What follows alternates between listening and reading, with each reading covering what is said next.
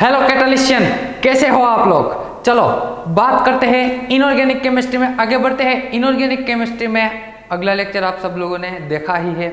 चलो अब उससे आगे थोड़ा पीरियोडिक टेबल के बारे में जानते हैं, क्योंकि इनऑर्गेनिक केमिस्ट्री पढ़ने के लिए सबसे पहले हमें पीरियोडिक टेबल आना चाहिए। तो लगा दीजिए टाइटल पीरियोडिक टेबल। मैं आपको यहाँ पूरा लिखवा देता हूँ, आपको याद रख लेना है भैया, पूरा लिखवा देता हूँ, आपको याद रख लेना है। तो पहले से स्टार्ट करते हैं, पहले एलिमेंट से साथ। पहले तो टाइटल लगा दीजिए पीरियोडिक टेबल। पीरियोडिक टेबल यहां मैं स्टार्ट करता हूं। पहला कौन आएगा भैया? हाइड्रोजन। हाइड्रोजन, फिर lithium, sodium, potassium, rubidium, caesium. चलो इसको मैं जाने देता हूं, क्योंकि यहां हमें छोटे से बोर्ड में बहुत कुछ लिखना है भैया। सीजियम एंड बाद में आएगा फ्रांसियम। ये पहली बात हो गई। आप यहाँ आप मेरे साथ लिखते ही जाना भैया, मेरे साथ ही आपकी बुक में लिखते ही जाना।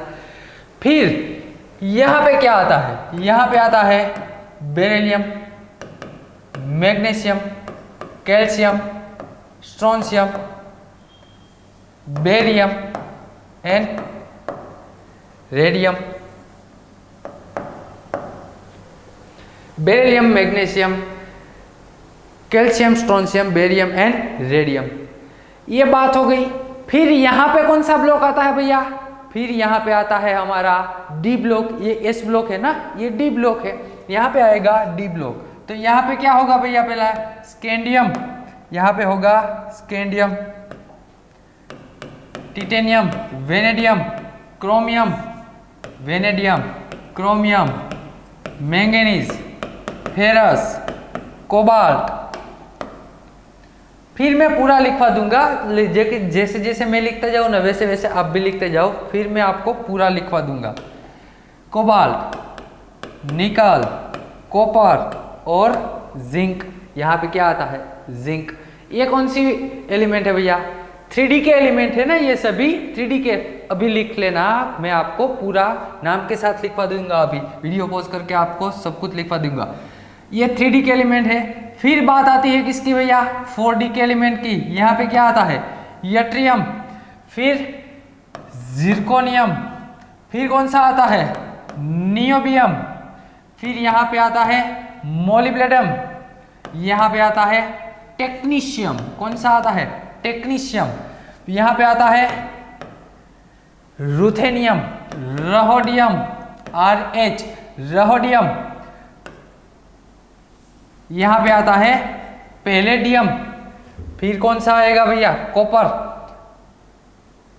यहाँ पे yttrium, zirconium, niobium, molybdenum, technetium, ruthenium, rhodium, Ag, silver. यहाँ पे कौन सा आता है?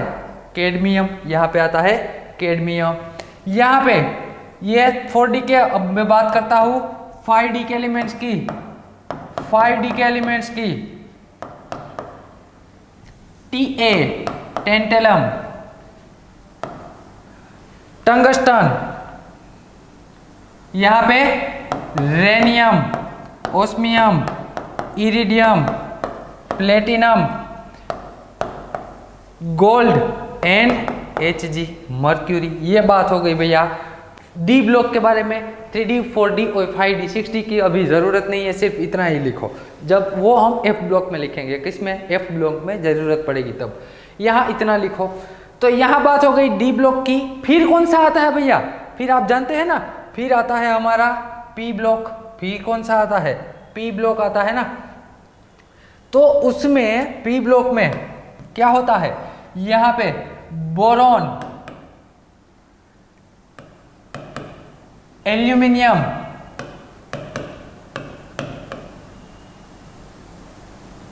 Gallium, indium, thallium.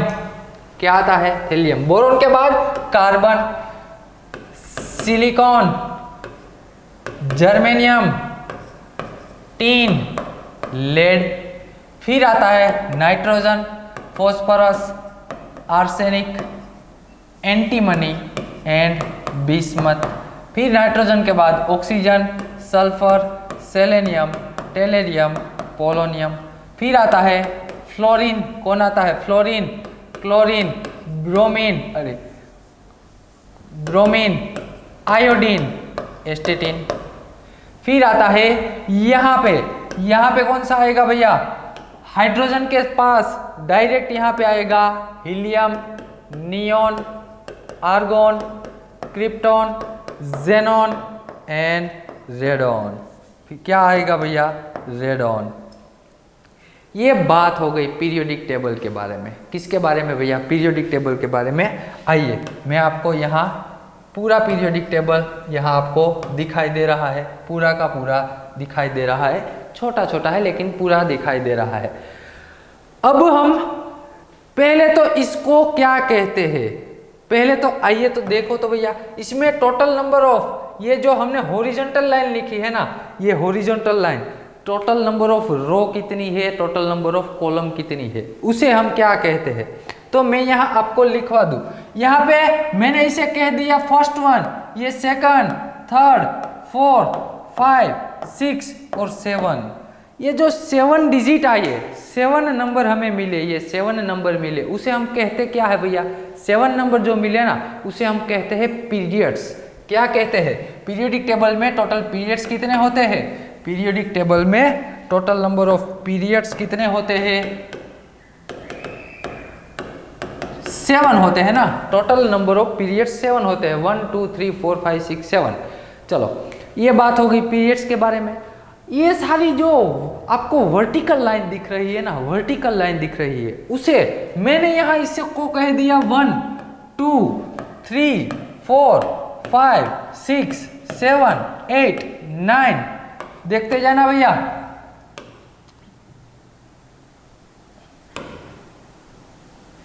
यहां पे आ गया 10 नंबर, 11 12 13 14 15 16 17 और 18। टोटल नंबर ऑफ ब्लॉक, इसे हम क्या कहते हैं भैया? इसे हम कहते हैं ब्लॉक। क्या कहेंगे हम? ब्लॉक। तो टोटल ब्लॉक कितने आए? अरे बताओ, टोटल नंबर ऑफ ब्लॉक आए कितने? तो कि यहां मैं लिख सकता हूं कि ब्लॉक मुझे मिले 18। ब्लॉक कितने मिले? 18। चलो एक काम करते हैं, मैं पहले से सबका नाम भी कहता जाता हूं आपको, आप आपकी बुक में लिख लेना, पूरा नाम लिख लेना। पहला है हाइड्रोजन, ये तो जानते ही हैं आप। Hydrogen, lithium, sodium, potassium, rubidium, caesium और francium. Beryllium, magnesium, calcium, strontium, barium और रेडियम। स्कैंडियम, टिटेनियम, ये डी ब्लॉक के पहले एलिमेंट। बच्चे थे ना भैया, हम जब बच्चे थे ना 8 और 9 क्लास में भी पहले 13 एलिमेंट तो पढ़ाते हैं, वो तो आपको आना ही चाहिए। Scandium, titanium, vanadium, chromium, manganese, ferrous, cobalt, निकल, कॉपर एंड जिंक आ गया। कॉपर एंड जिंक आ गया। फिर यहाँ 4D के एलिमेंट्स की बात करते हैं। यट्रियम, इसे कहते हैं जिरकोनियम। ये है niobium, molybdenum, tungsten, ruthenium, rhodium, palladium, silver and cadmium. Last one क्या है? कैडमियम। यहाँ lanthanum, hafnium, tantalum, tungsten, rhenium, osmium, iridium, platinum, gold and mercury. ये बात हो गई भैया डी ब्लॉक के एलिमेंट्स के बारे में। अब मैं आपको लिखवा देता हूं पी ब्लॉक के एलिमेंट। कौन से वाले भैया? पी ब्लॉक के एलिमेंट। देखो पी ब्लॉक के एलिमेंट देखो, boron, aluminium, gallium, indium, thallium. फिर यहाँ पे क्या आएगा? यहाँ Tl होगा ना भैया, यहाँ पे क्या होगा? Tl, थेलियम यानी Tl होगा। Carbon, silicon, germanium, tin, lead, nitrogen, phosphorus, arsenic, antimony and bismuth, oxygen, sulphur, selenium, tellurium and polonium, fluorine, chlorine, bromine, iodine, astatine. ये तो सबको मालूम होगा, ये तो सबको मालूम होगा। Helium, neon, argon, krypton, xenon and radon. ये बात हो गई। इतना तो आपको आना ही चाहिए, फिर आगे की ज़रूरत होगी वो वहाँ ज़रूरत होगी तब लिखेंगे, लेकिन अभी इतना ही लिखो भैया, अभी इतना ही लिखो, सारे के सारे नाम लिख दो।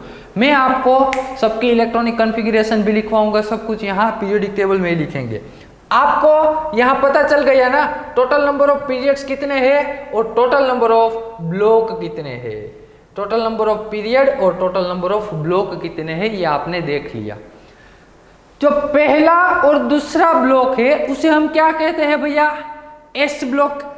पहला और दूसरा जो है उसे हम कहते हैं एस ब्लॉक, ये दोनों को हम कहते हैं एस ब्लॉक। ये आप सब लोग जानते ही है, एस ब्लॉक आ गया। अब मुझे सबकी इलेक्ट्रॉनिक कॉन्फ़िगरेशन लिखनी है, क्या लिखनी है, सभी की इलेक्ट्रॉनिक कॉन्फ़िगरेशन। तो देखो ना, चलो पहले मैं आपको एक बात समझा दूं, यहाँ मैं आपको एक समझाना हूं, पहले लिख लेना। ये hydrogen, helium, lithium, beryllium, boron, carbon, nitrogen, oxygen, fluorine और लास्ट वन क्या आएगा, अरे फ्लोरीन बाद में यहाँ लिखता हूँ ना, नियॉन और सोडियम, नियॉन और सोडियम। चलो मुझे सबकी इलेक्ट्रॉनिक कॉन्फ़िगरेशन लिखनी है। इसके लिए आपको एक चीज़ की आवश्यकता होगी। अगले लेक्चर में मैंने आपको क्या सिखाया था, ऑर्बिटल की, जो आपकी आउटर मोस्ट ऑर्बिटल है उसका एनर्जी ऑर्डर 1s, फिर क्या आएगा 2s, फिर क्या आएगा, फिर आएगा 2p, फिर आएगा 3s, फिर आएगा 3p, फिर आएगा 4s, 3d। ऐसा ही होगा ना, ऐसा ही होगा भैया। तो यहाँ हाइड्रोजन में कितने इलेक्ट्रॉन है भैया, हाइड्रोजन में तो एक ही इलेक्ट्रॉन है, तो इसकी इलेक्ट्रॉनिक कॉन्फ़िगरेशन क्या होगी, हाइड्रोजन की इलेक्ट्रॉनिक कॉन्फ़िगरेशन क्या होगी, तो क्या 1s1 होगी। हाइड्रोजन की इलेक्ट्रॉनिक कॉन्फ़िगरेशन होती है 1s1। हीलियम की, हीलियम कितने इलेक्ट्रॉन है, 2। तो आप जानते हैं एस ऑर्बिटल में आप कितने इलेक्ट्रॉन फिलअप कर सकते हैं भैया, 2। तो यहाँ से 1s2 हो जाएगा इसके लिए क्या होगा, लिथियम में टोटल 3 इलेक्ट्रॉन, तो 1s2 2s1। चलो ये तो पहली पूरी कंप्लीट हो गई लिथियम में, ये कंप्लीट हो गई, फिल हो गई। अब जो इलेक्ट्रॉन जाएगा वो किस में जाएगा, 2s में, तो ये चला गया 2s में। फिर 2s में कितने इलेक्ट्रॉन रख सकते हैं भैया, तो कि 2s में भी 2 इलेक्ट्रॉन रख सकते हैं, तो यहाँ 1s2 2s2 हो जाएगा। बोरॉन में टोटल नंबर ऑफ इलेक्ट्रॉन 5, तो यहाँ पे 1s2 2s2। चलो ये दोनों फिल हो गई भैया, ये इसमें भी 2 इसमें भी 2 इलेक्ट्रॉन रख दिए। एक और बचा है बोरॉन को, बोरॉन के पास एक इलेक्ट्रॉन और बचा, तो वो इलेक्ट्रॉन कहाँ चला जाएगा, p ऑर्बिटल में चला जाएगा। तो यहाँ पे आएगा 2p1, कहाँ चला गया, p ऑर्बिटल में चला गया। कार्बन में आते हैं, कितने इलेक्ट्रॉन होते हैं भैया, कार्बन में 6 इलेक्ट्रॉन, तो 2 इसमें गए, 2 2s2, यहाँ पे क्या आएगा 2p2, जो 2 इलेक्ट्रॉन बचे वो 2p में चले जाएंगे। ठीक वैसे ही नाइट्रोजन की क्या आएगी, 1s2 2s2 2p3। ऑक्सीजन की क्या आएगी भैया, ऑक्सीजन की electronic configuration 1s2 2s2 2p4। Fluorine की क्या आएगी, जानते हैं ना, 1s2 2s2 2p5। चलो ये बात हो गई किसकी भैया, फ्लोरीन तक। अब मैं यहाँ बात करता हूँ नियॉन के बारे में। नियॉन में टोटल नंबर ऑफ इलेक्ट्रॉन कितने हैं भैया, 10 इलेक्ट्रॉन। तो पहले 1s2 2s2 और 2p6 चेक कर लो, सभी ऑर्बिटल फुल हो गई और नियॉन के 10 इलेक्ट्रॉन भी सेटिस्फाई। बात आती है सोडियम के बारे में। सोडियम का एटॉमिक नंबर 11 है, उसमें इलेक्ट्रॉन कितने होंगे 11। 1s2 2s2 2p6। चलो ये तो कंप्लीट हो गई, यहाँ तक ये पहली 3 तो कंप्लीट फिल हो गई। अभी भी एक इलेक्ट्रॉन बचा है, तो वो इलेक्ट्रॉन कहाँ जाएगा, उससे आगे की जो एनर्जी वाली ऑर्बिटल है उसमें, तो यहाँ पे 3s1 आएगा। तो यहाँ मैं ऐसा लिख सकता हूँ सोडियम के लिए कि भैया नियॉन लिख दूँ। क्या लिख दिया मैंने, नियॉन, यानी कि इतनी इलेक्ट्रॉन तो नियॉन में आ ही गई। बाद में आएगा 3s1, बाद में क्या गया 3s1। चलो अब मैं आपको एक कॉन्सेप्ट समझाता हूँ। मुझे चाहिए सिर्फ और सिर्फ आउटर मोस्ट सेल की इलेक्ट्रॉनिक कॉन्फ़िगरेशन। क्या?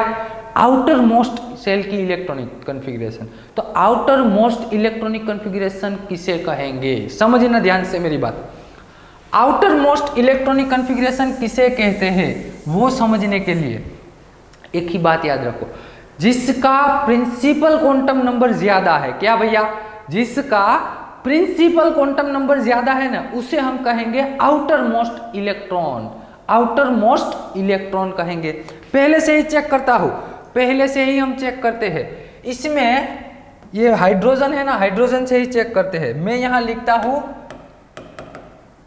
Outer shell electron. Outer shell electron, total number of outer shell के इलेक्ट्रॉन कितने हैं ना ये बताना। हाइड्रोजन में भैया एक ही है, वो खुद आउटर मोस्ट का इलेक्ट्रॉन है, तो यहां मैं 1 इलेक्ट्रॉन लिख दूं हाइड्रोजन के लिए। हाइड्रोजन के लिए मैंने लिख दिया 1 इलेक्ट्रॉन। हीलियम के लिए बताओ, प्रिंसिपल क्वांटम नंबर भैया एक ही ऑर्बिटल है, तो वो क्या होगी? आउटर मोस्ट ऑर्बिटल होगी। तो यहाँ पे क्या आएगा? 2 इलेक्ट्रॉन है, वो आउटर मोस्ट ऑर्बिटल के इलेक्ट्रॉन है। 2 इलेक्ट्रॉन कहाँ के है? आउटर मोस्ट के। यहाँ पे आओ, यहाँ पे लिथियम में देखो एक 1s2 है और 2s1 भी है। 1s2 और 2s1। तो अब मुझे बताना कि ये दोनों में आउटर मोस्ट किसे कंसिडर करेंगे? आउटर मोस्ट किसे कंसिडर करना है? तो कि भैया जिसका प्रिंसिपल क्वांटम नंबर ज्यादा होना, तो किसका है प्रिंसिपल क्वांटम नंबर ज्यादा? तो कि या भैया 2 है ना, वो प्रिंसिपल क्वांटम नंबर आपको साइन करता है। ये भी प्रिंसिपल क्वांटम नंबर का है। दोनों में कौन सा हाईएस्ट है? तो कि भैया 2। तो ये जो 2s वाली ऑर्बिटल है ना, 2s1, वो होगा हमारा आउटर मोस्ट इलेक्ट्रॉनिक कॉन्फ़िगरेशन। तो यहाँ पे outer most electronic configuration 2s1 आई, यानी कि एक ही इलेक्ट्रॉन है। लिथियम में तो एक ही इलेक्ट्रॉन है, इसकी आउटर मोस्ट क्या आई? 2s1। बात करते हैं बेरिलियम की, तो यहाँ पे 1s2 है और 2s2 भी है, तो आउटर मोस्ट ऑर्बिटल कौन सी होगी? Outer most electronic configuration. तो कि भैया जिसका प्रिंसिपल क्वांटम नंबर ज्यादा है वो, तो यहाँ पे 2 इलेक्ट्रॉन, ये है आउटर मोस्ट कॉन्फ़िगरेशन। कौन सी है? Outer most electronic configuration. यहाँ पे मैं इलेक्ट्रॉनिक कॉन्फ़िगरेशन लिख दूं ताकि आपको और अच्छे से समझ में आ जाए। यहाँ पे 1s2, यहाँ पे 2s1, 2s2, ये आउटर मोस्ट इलेक्ट्रॉनिक कॉन्फ़िगरेशन है। ये आउटर मोस्ट इलेक्ट्रॉन है। ये क्या है? मैं लिख रहा हूँ वो इलेक्ट्रॉन है। ये आउटर मोस्ट इलेक्ट्रॉनिक कॉन्फ़िगरेशन है। यहाँ पे आउटर मोस्ट इलेक्ट्रॉन क्या आएगा? अब बताओ मुझे क्या आएगा? 1।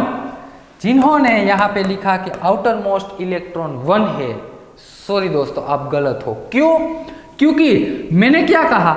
जिसका प्रिंसिपल क्वांटम नंबर ज्यादा हो वो आपका आउटर मोस्ट इलेक्ट्रॉन सेल होगा। ये जो आप यहां से लिखे ना, आपने यहां से लिखा ना कि सिर्फ यहां से आपने ऐसा देख के लिख दिया कि P, लेकिन P तो भैया है क्या? P तो सब सेल है एक। P तो एक सब सेल है और हमें चाहिए देखना क्या है? प्रिंसिपल क्वांटम नंबर देखना है, किसका प्रिंसिपल क्वांटम नंबर ज्यादा है। तो यहाँ तो ये दोनों का प्रिंसिपल क्वांटम नंबर सेम है, तो ये दोनों कहाँ पे आएंगे? आउटर मोस्ट इलेक्ट्रॉनिक कॉन्फ़िगरेशन में आएंगे।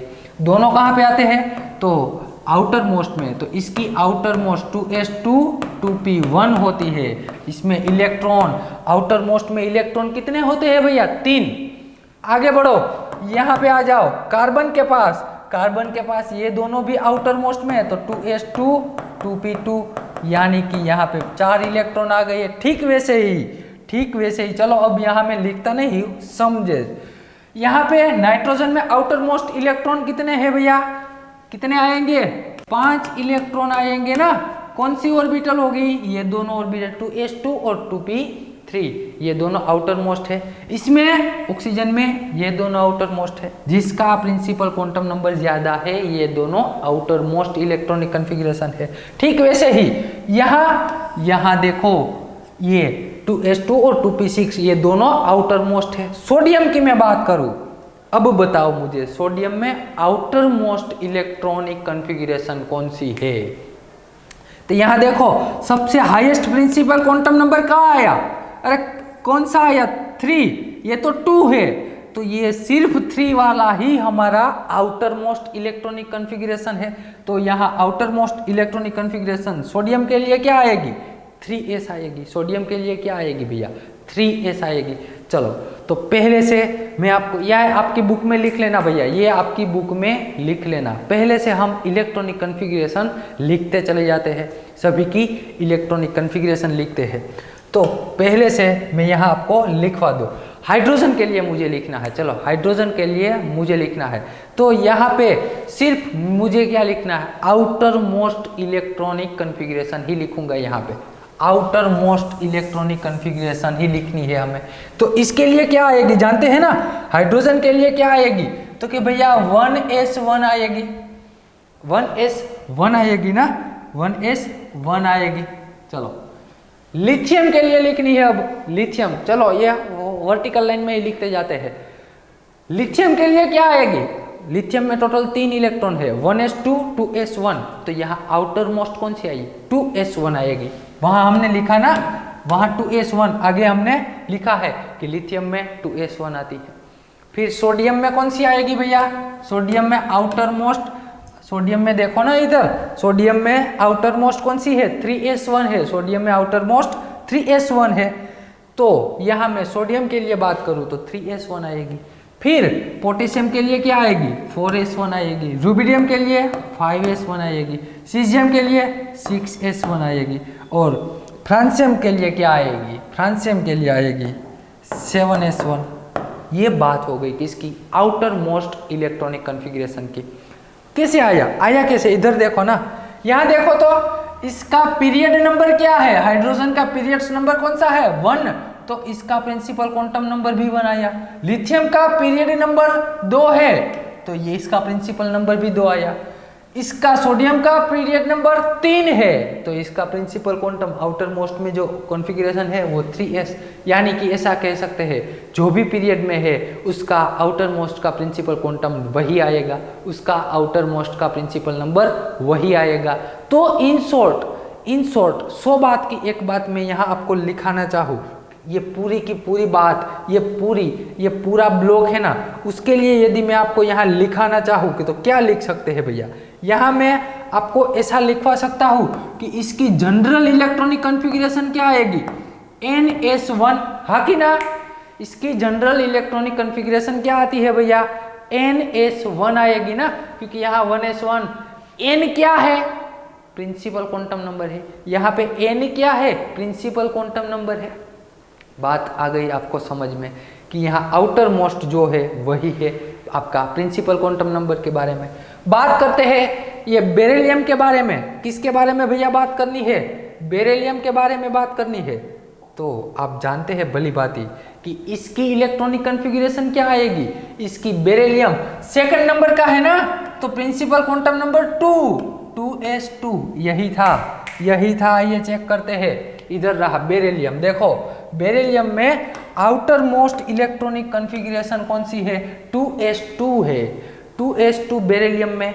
तो वहां मैं सिर्फ आउटर मोस्ट ही लिख रहा हूँ 2s2।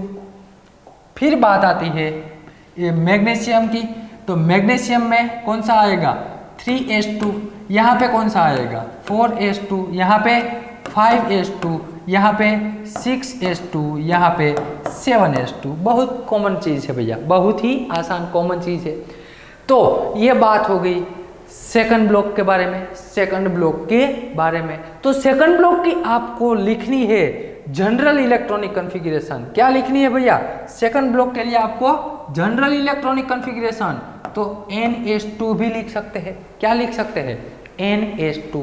और आप जानते हैं ये जो पहला ब्लॉक और दूसरा ब्लॉक है ना, ये पहला और दूसरा ब्लॉक, इसको हम क्या कहते हैं, इसको हम कहते हैं S ब्लॉक एलिमेंट, इसको हम कहते हैं S ब्लॉक एलिमेंट। लिखते जाना भैया, ये बेसिक है, जानता हूं आप सबको आता है, लेकिन फिर भी लिखना ही है आपको। चलो ये बात हो गई।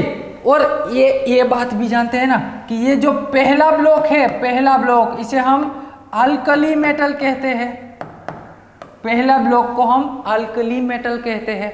और ये जो सेकंड ब्लॉक है इसे हम अल्कलाइन ब्लॉक कहते हैं। क्या कहते हैं?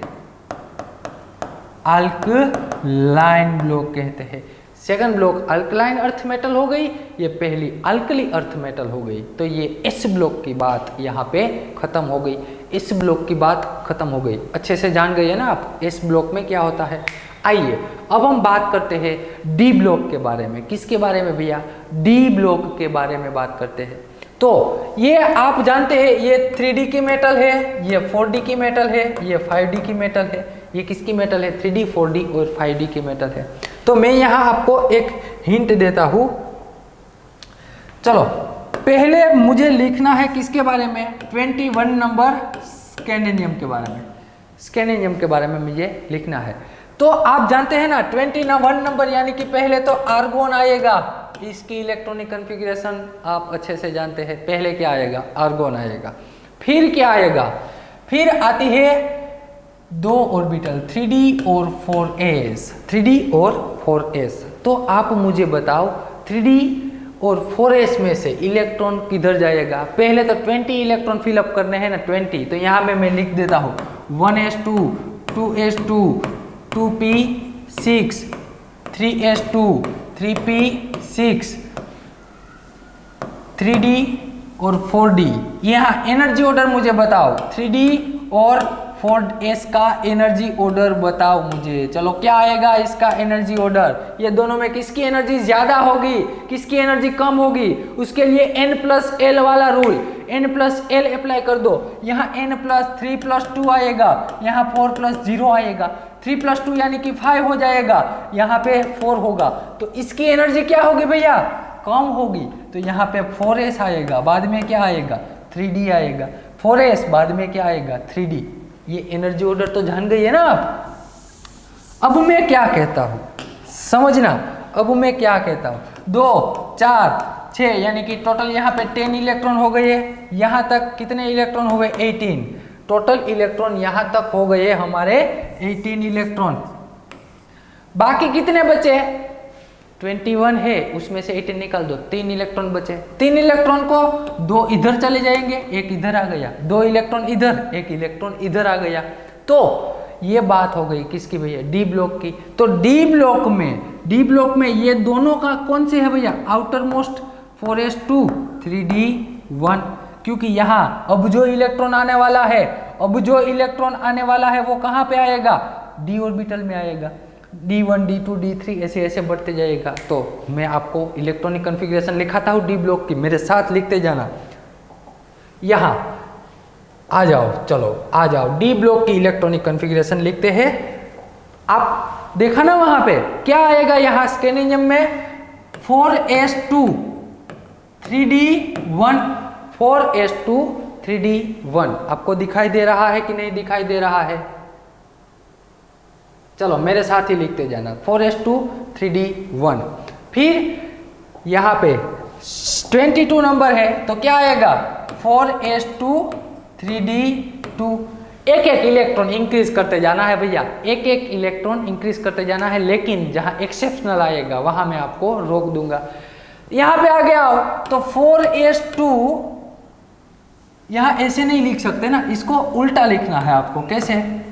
3d1 4s2 ऐसे लिखो ना, सभी पीरियोडिक टेबल में ऐसे लिखते हैं। तो क्योंकि यहाँ इसका क्वांटम नंबर ज़्यादा है ना, इसलिए इसको पीछे लिखते हैं।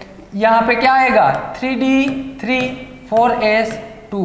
यहाँ पे क्या आएगा? 3d4 4s2। ऐसा आना चाहिए, लेकिन आता नहीं है। क्यों भैया? क्यों? क्योंकि यहाँ समझना ध्यान से मेरी बात। यहाँ पे 2 इलेक्ट्रॉन है ना, मान लीजिए एक इलेक्ट्रॉन इधर चला जाए, एक इलेक्ट्रॉन डी में चला गया, यहाँ से एक इलेक्ट्रॉन डी में चला जाए, तो इसकी इलेक्ट्रॉनिक कॉन्फ़िगरेशन क्या हो सकती है कि भैया एक इलेक्ट्रॉन 4 थे, एक इलेक्ट्रॉन आ गया तो 5 हो गई, और यहाँ पे एक इलेक्ट्रॉन कम। ऐसी इलेक्ट्रॉन कॉन्फ़िगरेशन पॉसिबल है, समझना। तो ये दोनों में से कौन सी सही है क्रोमियम के लिए, उसका पता हम लगाएंगे यहाँ से। कहाँ से?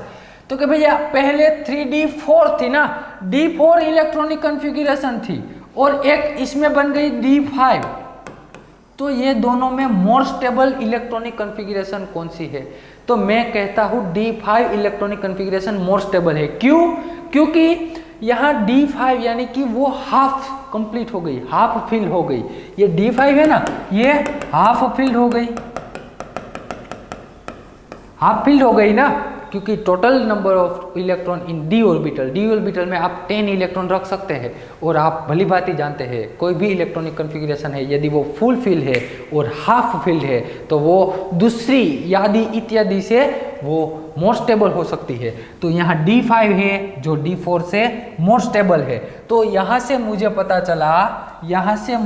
चला कि D5 electronic configuration more stable है, इसीलिए इलेक्ट्रॉन एस में से डी ऑर्बिटल में आ रहा है, इसीलिए इलेक्ट्रॉन ट्रांसफर हो रहा है। तो यहाँ मैं आपको एक लिखाना चाहूँ तो क्या लिख सकते हैं हम? यहाँ हम लिख सकते हैं कि क्रोमियम की इलेक्ट्रॉनिक कॉन्फ़िगरेशन क्या आएगी भैया? 3d5 4s1। तो यहाँ पे मैं आपको एक सर्कल कर देता हूँ कि इलेक्ट्रॉनिक कॉन्फ़िगरेशन इसकी एक्सेप्शनल है, इसकी एक एक्सेप्शनल है, वो आपको यहाँ सर्कल कर लेना है। चलो अरे एक बात, जिसकी इलेक्ट्रॉनिक कॉन्फ़िगरेशन एक्सेप्शनल है ना, उसको हम कुछ अलग पेन से ही लिखते हैं ना। चलो इसको अलग पेन से लिखते हैं, 3d5 4s1, ये हो गई एक्सेप्शनल। बाकी तो सभी यहाँ कॉमन है। अब जो इलेक्ट्रॉन आएगा, अब इस ये दोनों में ही देखो इलेक्ट्रॉन, अब यहाँ पे आओगे तो एक इलेक्ट्रॉन इंक्रीज होगा, किस में जाएगा? तो कि भैया वो इलेक्ट्रॉन जाएगा 3d5 4s2 में, s ऑर्बिटल में चला गया। क्यों? क्योंकि यहाँ तो D5 मोर स्टेबल है ना, D5 क्या है? मोर स्टेबल है।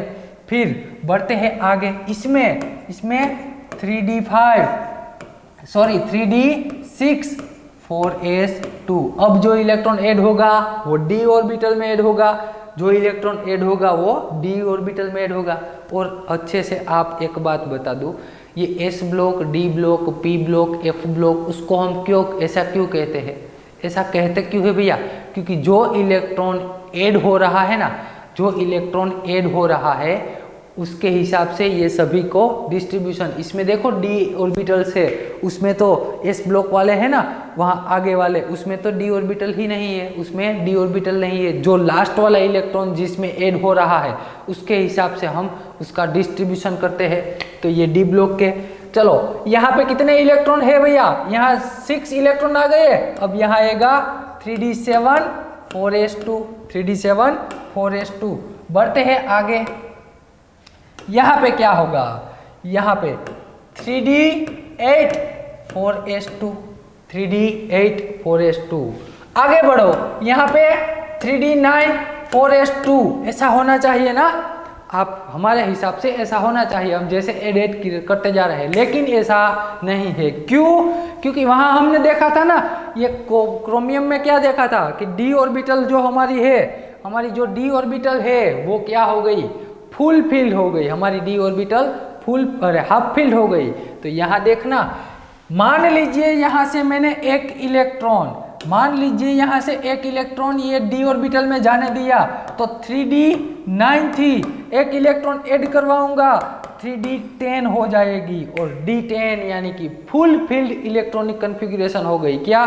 फुली फील्ड है। यदि फुली फील्ड है तो वो दूसरी ऑर्बिटलों के दूसरी कॉन्फ़िगरेशन से ज़्यादा मोर स्टेबल है, दूसरी कॉन्फ़िगरेशन से ज़्यादा मोर स्टेबल है। तो यहाँ इसकी इलेक्ट्रॉनिक कॉन्फ़िगरेशन क्या आती है भैया? इसकी इलेक्ट्रॉनिक कॉन्फ़िगरेशन 3d10 4s1 आती है, 3d10 4s1। और इसकी तो कॉमन ही है 3d10 4s2। अब इसमें ऐड मत कर देना, चलो 3d11 कर दी, ऐसा नहीं होता। डी में तो 10 ही इलेक्ट्रॉन फिलअप कर सकते हैं। दूसरा जो इलेक्ट्रॉन जाएगा वो किस में जाएगा? दूसरा इलेक्ट्रॉन एस ऑर्बिटल में चला जाएगा, वो इलेक्ट्रॉन एस ऑर्बिटल में। तो इसमें ये 3d के जो थे, 3d में दो एक्सेप्शनल आए ना, क्रोमियम और कॉपर, क्रोमियम और कॉपर, ये दो एक्सेप्शनल आए। बढ़ते हैं 4d की मेटल की ओर, 4d की मेटल की ओर। तो यहाँ देखो ना भैया, यहाँ एक ही बात, सभी बात कॉमन है। यहाँ पे प्रिंसिपल क्वांटम नंबर 3d, अब यहाँ क्या आ गया? 4d। अब क्या आया यहाँ पे? 4d ना, तो यहाँ पे क्या होगा? 4d1 5s 2, 4d1 5s2 होगा। सिंपल सी बात है। यहाँ पे जिरकोनियम में क्या होगा, जिरकोनियम में 5s2, यहाँ पे जिरकोनियम में 4d2 5s2, 4d D orbital में एक इलेक्ट्रॉन आ गया 5s2, तो वो आउटर मोस्ट हो गया। यहाँ नियोबियम में एक्सेप्शनल है, याद रखना, यहाँ नियोबियम में एक्सेप्शनल है। कि कौन सा एक्सेप्शनल है, क्योंकि यहाँ इलेक्ट्रॉनिक कन्फिग्रेशन कुछ ऐसी हो जाती है। कैसी हो जाती है भैया, तो कि यहाँ से एक इलेक्ट्रॉन इधर जंप कर जाएगा, एस में से जंप करके डी में चला गया, तो 4d4 5s1 हो जाती है इसकी इलेक्ट्रॉनिक कन्फिग्रेशन। क्यों ऐसा क्यों होता है भैया, क्योंकि यहाँ अभी देखना, अभी ये मोस्ट स्टेबल, यहाँ मोस्ट स्टेबल है ना, इसीलिए जंप कर रही है इलेक्ट्रॉन जंप कर रहा है। यहाँ पे भी ये इलेक्ट्रॉनिक कन्फिग्रेशन मोस्ट स्टेबल है, इसलिए एस में से डी में जा रहा है। यहाँ इसकी तो क्या आएगी भैया, कॉमन ही आएगी, इसकी तो कॉमन ही आएगी। क्या आएगी, 4d, इसकी इलेक्ट्रॉनिक कन्फिग्रेशन 4d5 5s1। लेकिन ये भी जेन्युअली जो आ जाए, जेन्युअली देखने के लिए एक्सेप्शनल ही है।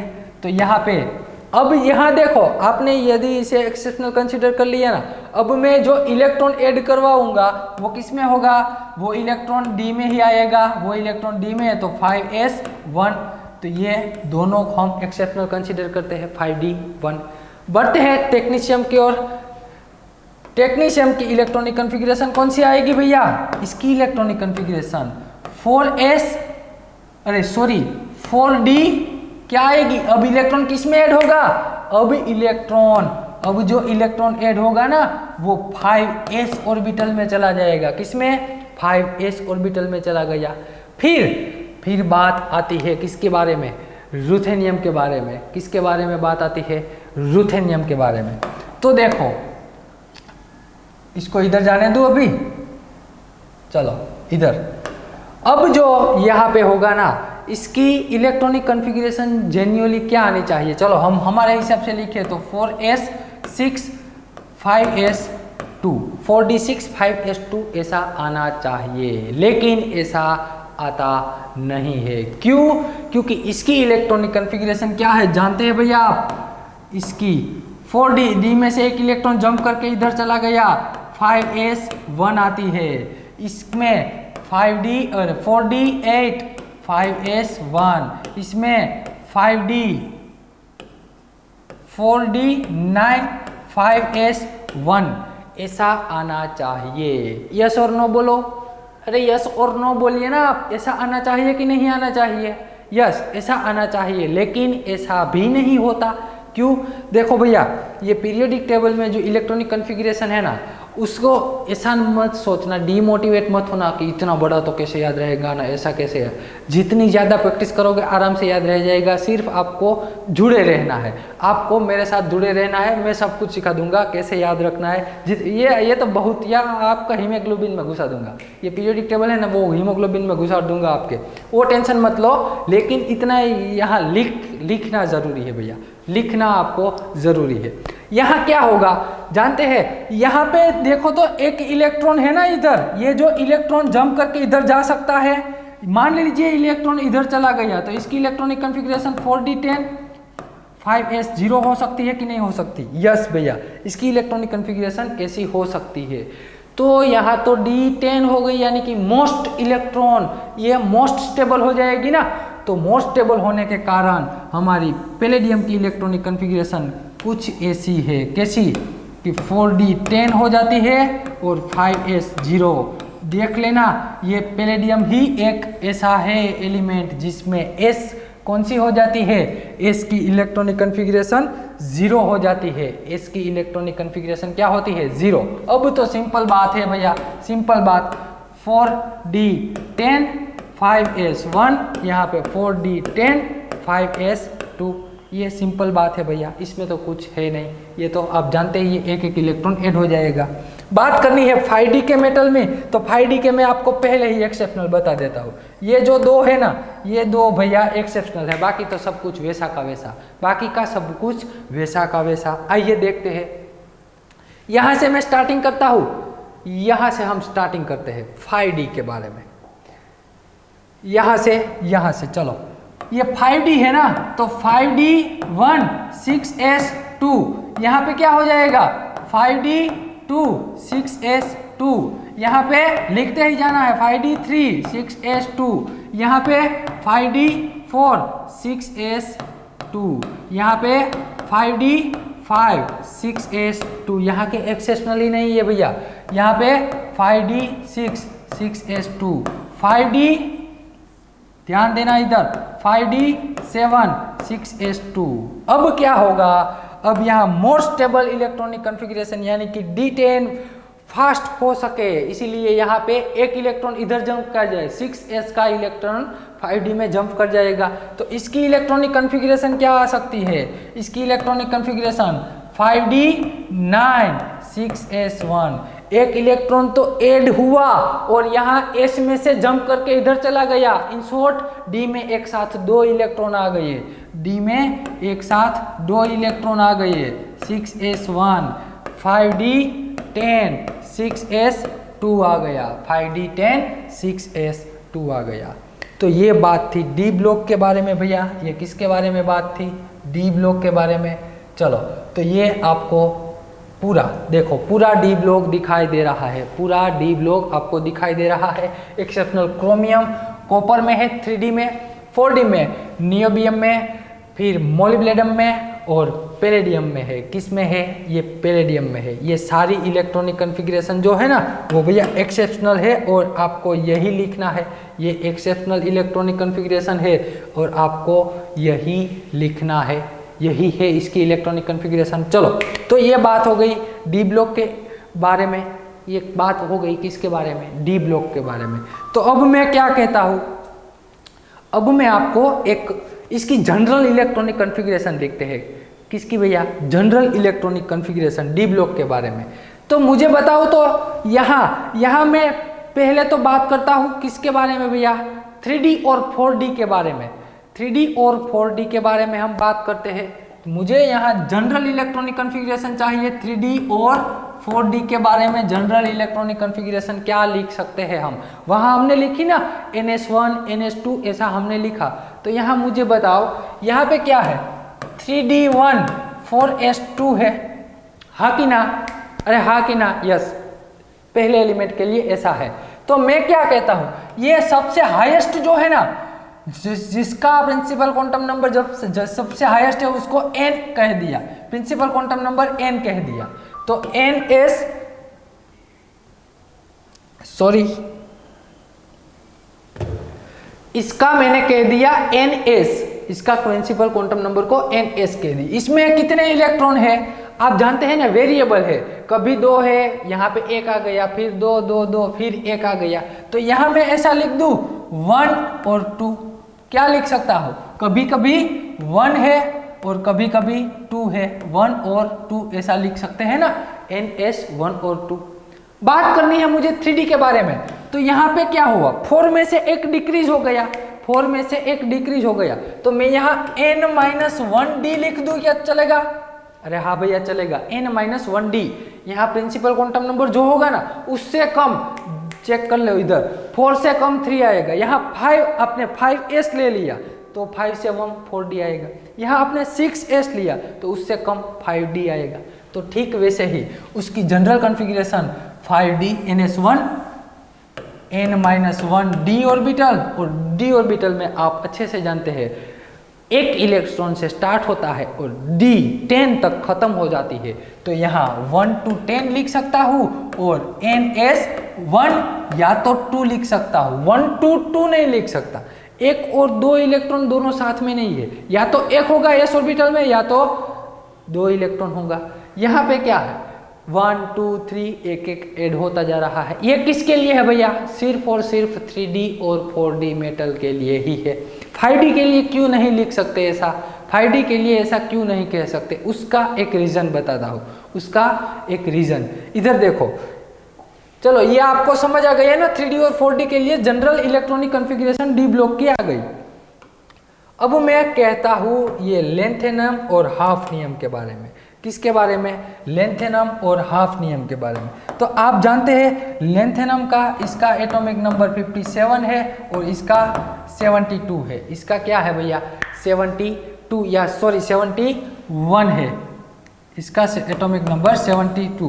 बीच में कुछ एलिमेंट मुझे खूटे, बीच में कुछ एलिमेंट नहीं है। ऐसा तो नहीं कि चलो एटॉमिक नंबर स्किप हो गई, ऐसा तो नहीं है, फाइंड तो हो गए है, लेकिन यहाँ जो बीच में एटम एलिमेंट्स नहीं है हमारे पास, वो कहाँ है? अरे वो भैया यहाँ है, वो कहीं गुम नहीं हो गए, वो सारे के सारे एलिमेंट्स इधर है हमारे पास, इधर यहाँ आता है। आप जानते हैं ना पीरियोडिक टेबल में सबसे लोवेस्ट प्लॉट में एफ ब्लॉक एलिमेंट आता है। कौन सा आता है? F block. ये जो कम हो रहे हैं वो एफ ब्लॉक एलिमेंट है। क्या है? एफ। तो एफ ब्लॉक एलिमेंट यानी कि इसमें जो भी 14 एलिमेंट्स है, कितने हैं? 14 एलिमेंट्स है, वो यहाँ नहीं है। तो डायरेक्ट हम इसकी इलेक्ट्रॉनिक कॉन्फ़िगरेशन नहीं लिख सकते।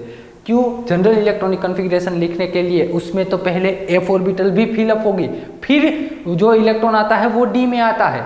यहाँ तक तो चलो ठीक है, यहाँ तक तो ठीक है, एफ ऑर्बिटल नहीं है, लेकिन 58 जिसका एटॉमिक नंबर होगा उसमें डी ऑर्बिटल है भैया। क्या है?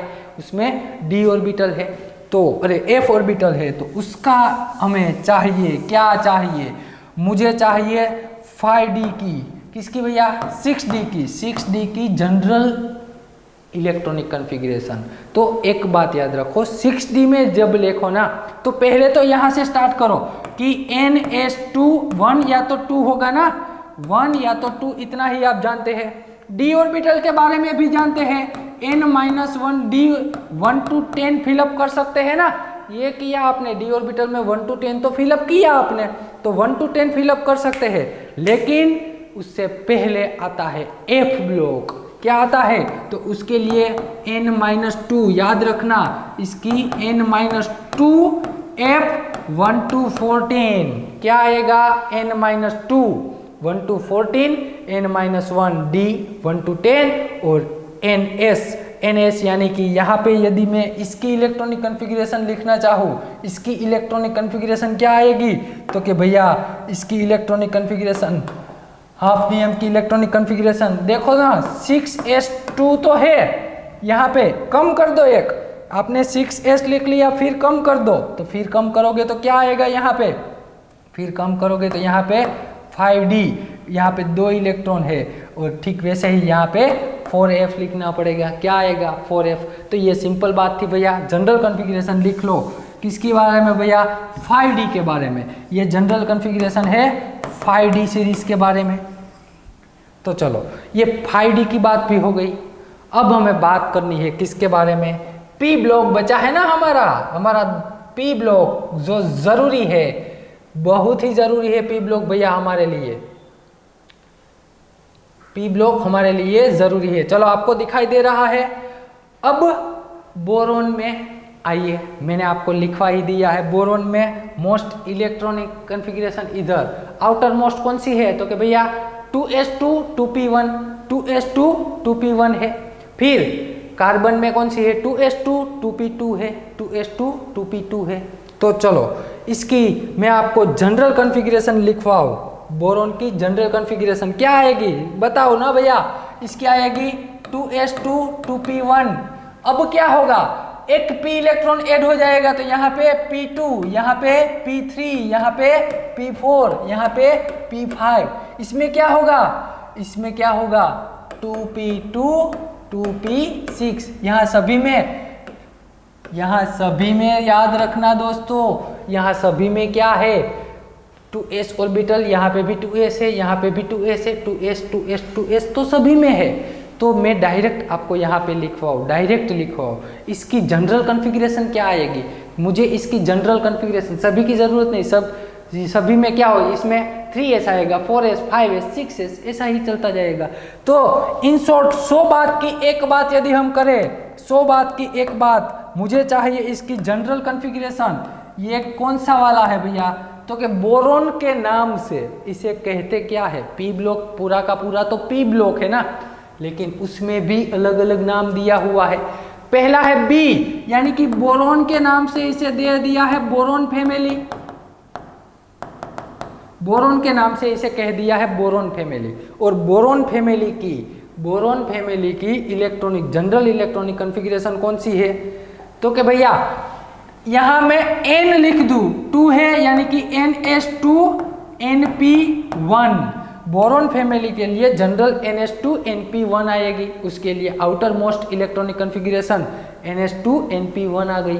तो ठीक वैसा ही इसका पहला एलिमेंट कौन सा है भैया, कार्बन, तो इसका नाम दे दिया उन्होंने, क्या नाम दिया उन्होंने, कार्बन फैमिली, इसका नाम दिया कार्बन फैमिली।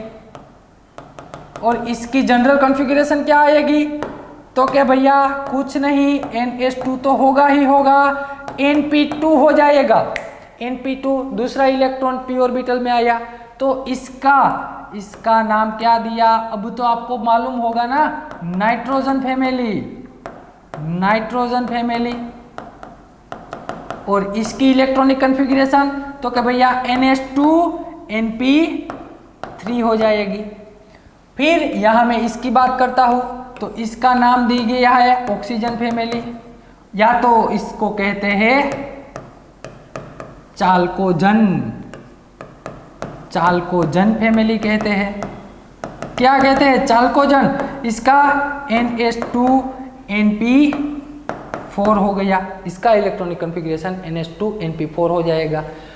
फिर आता है हेलोजन फैमिली, यहाँ पे लिखता हूँ ध्यान देना। फिर आता है हेलोजन फैमिली, इसके बारे में तो आप सभी जानते ही हैं, बचपन से हमें ये एक तो कॉमन है फ्लोरीन क्लोरीन ब्रोमीन आयोडीन, ये तो जनरल सभी बच्चे जानते हैं, इस तो रट्टा लगा लिया है आपने। NH2 NP5 आता है। और फिर आता है ये हमारा नोबेल गैस, जिसे हम क्या कहते हैं, नोबेल गैस, निष्क्रिय वायुओं का समूह कहते हैं इसे हम, निष्क्रिय वायुओं का समूह। क्यों भैया, क्योंकि इससे किसी की जरूरत नहीं है, ये निष्क्रिय वायु है, उसे किसी की भी जरूरत नहीं है, ना तो वो किसी से इलेक्ट्रॉन लेगा, ना किसी को साथ इलेक्ट्रॉन पार्टिसिपेट करेगा, वो खुद अपने आप में एक स्टेबिलिटी का उदाहरण है, खुद अपने आप में एक स्टेबिलिटी का उदाहरण है। उसे किसी की ज़रूरत नहीं, वो किसी को इलेक्ट्रॉन देगा भी नहीं, किसी से इलेक्ट्रॉन लेगा भी नहीं, इसीलिए वो निष्क्रिय वायुओं का समूह कहते हैं, नोबेल गैस कहते हैं। उसकी जनरल इलेक्ट्रॉनिक कॉन्फ़िगरेशन क्या है भैया, NH2 NP6। देखो फुल्ली फिल्ड इलेक्ट्रॉनिक कॉन्फ़िगरेशन है उसके पास, P भी फुली फिल्ड है, NH भी फुली फिल्ड है। ये बात हो गई सिंपल भैया पीरियोडिक टेबल के बारे में। पहले से आप लिख लेना, चलो पहले से आप लिख लेना। यहाँ रहा आपको एक जूम करके ही आपको दिखाऊंगा, ये रहा आपका S ब्लॉक। वीडियो पॉज करके आपको S ब्लॉक की इलेक्ट्रॉनिक कॉन्फ़िगरेशन लिख लेनी है, जनरल इलेक्ट्रॉनिक कॉन्फ़िगरेशन। जो पहला है वो अल्कली मेटल है, दूसरा S ब्लॉक का ब्लॉक है, उसे हम क्या कहते हैं, अल्कलाइन अर्थ मेटल। चलो वीडियो पॉज करके ये लिख लेना। फिर आता है हमारा D ब्लॉक। फिर कौन सा आता है हमारा D ब्लॉक। चलो D ब्लॉक में एक्सेप्शनल इलेक्ट्रॉनिक कॉन्फ़िगरेशन है, उसे भी याद रखना। D ब्लॉक की जनरल इलेक्ट्रॉनिक कॉन्फ़िगरेशन है, उसे भी आपको याद रखना है। D ब्लॉक की जनरल इलेक्ट्रॉनिक कॉन्फ़िगरेशन को भी आपको याद रखना है। चलो 3D और 4D के लिए जनरल इलेक्ट्रॉनिक कॉन्फ़िगरेशन ऊपर लिखी है। 5D के लिए ये रही, 5D के लिए F block element, F block add हो जाता है। सिंपल बात है भैया। फिर बात आती है किसके बारे में, फिर बात आती है हमारे P block element. P block बहुत ही जरूरी है भैया, आगे हम लेक्चर में आगे बढ़ेंगे। VBT, MOT, VSEPR थियरी सभी के लिए हमें चाहिए P ब्लॉक। P ब्लॉक आपको कंप्लीट याद होना चाहिए। कोऑर्डिनेशन में हम पढ़ेंगे D ब्लॉक के बारे में, S और P ब्लॉक के बारे में हम VSEPR थियरी में और VBT, MOT में सब कुछ में पढ़ेंगे, केमिकल बॉन्डिंग में। देखते जाओ, चलो ये लिख लो, ये आपको अच्छे से लिख लेना है, पूरा का पूरा लिख लो। तो चलो ये आप सब लोगों ने लिख लिया है।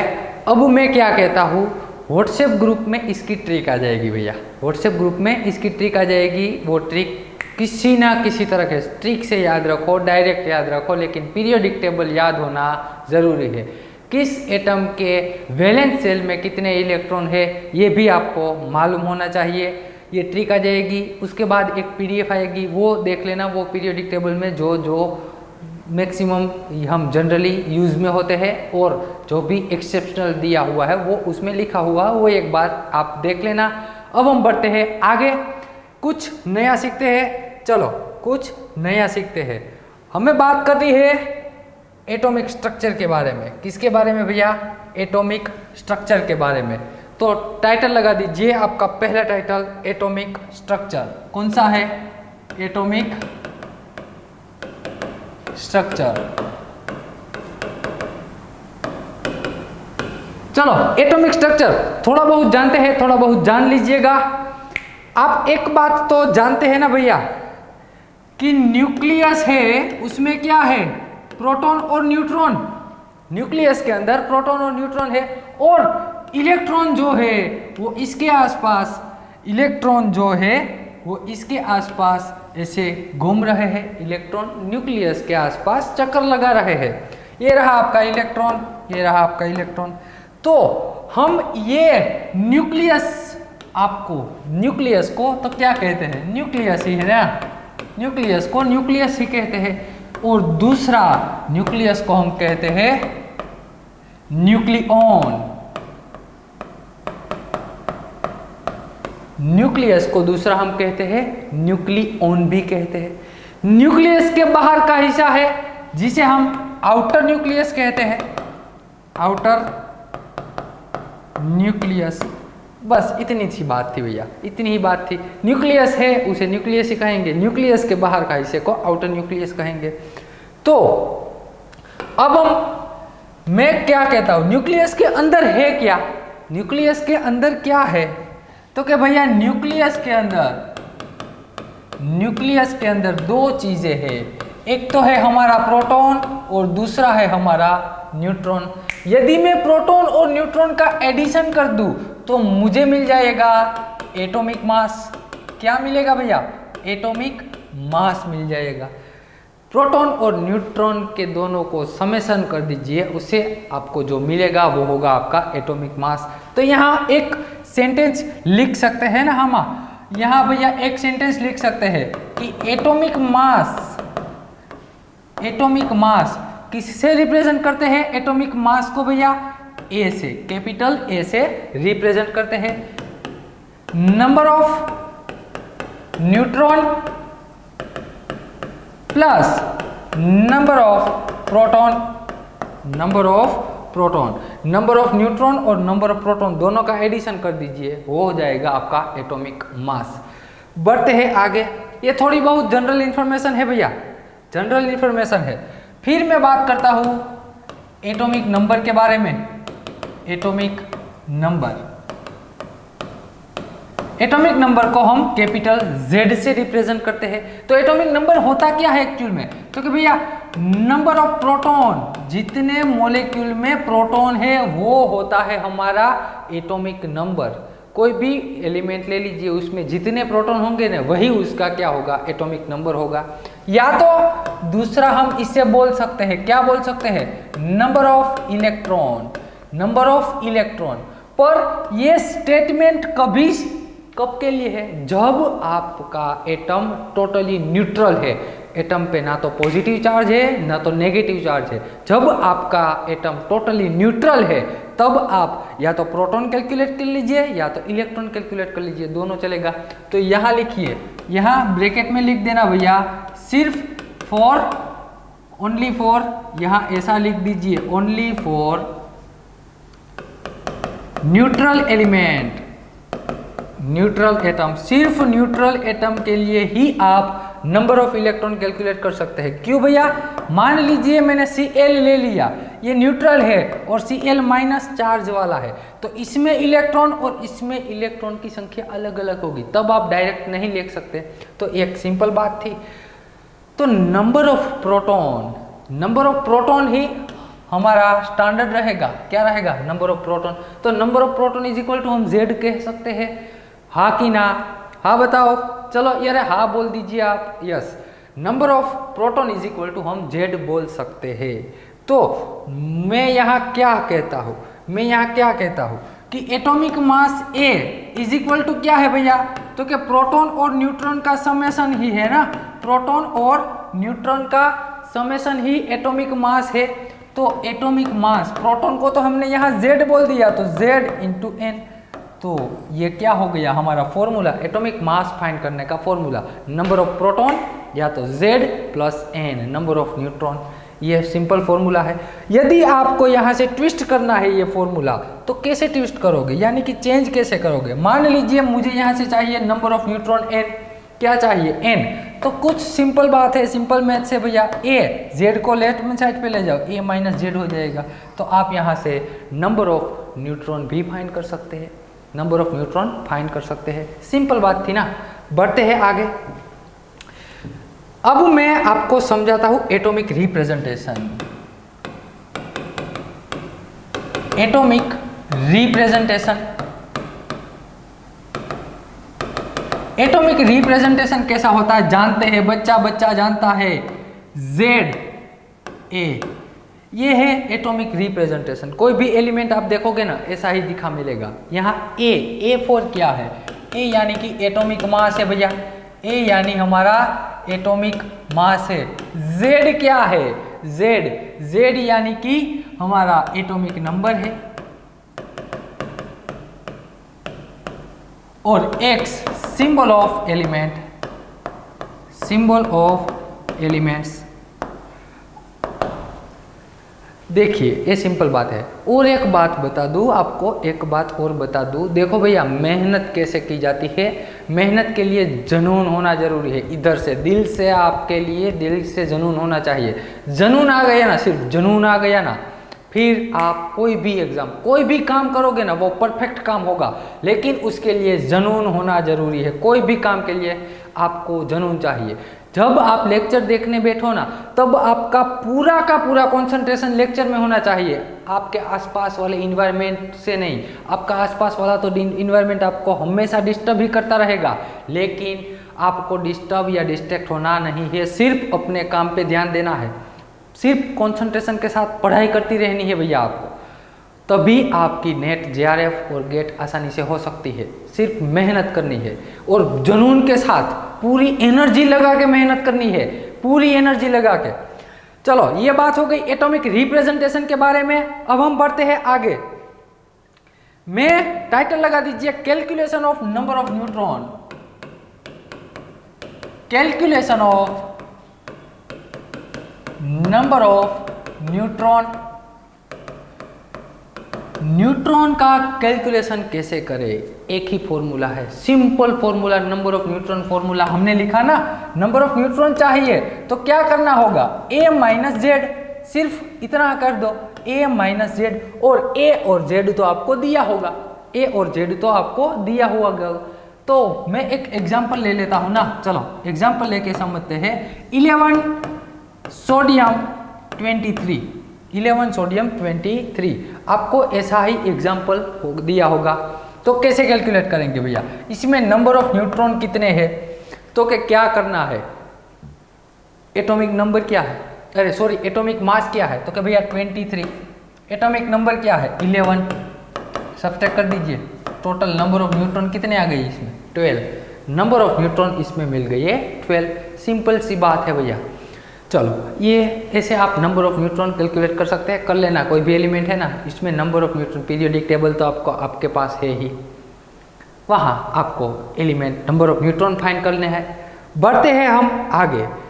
एक नोट करके लिखना है आपको, एक नोट करके लिखिए, नोट करके, नोट करके क्या लिखोगे कि भैया आप जानते हैं ना, इधर इधर इधर देखो ना, प्रोटॉन, प्रोटॉन के पास मास है लेकिन इलेक्ट्रॉन के पास मास नहीं है। प्रोटॉन के पास मास है, इलेक्ट्रॉन के पास मास नहीं है। प्रोटॉन का चार्ज कौन सा होता है, +1, इलेक्ट्रॉन -1 होता है।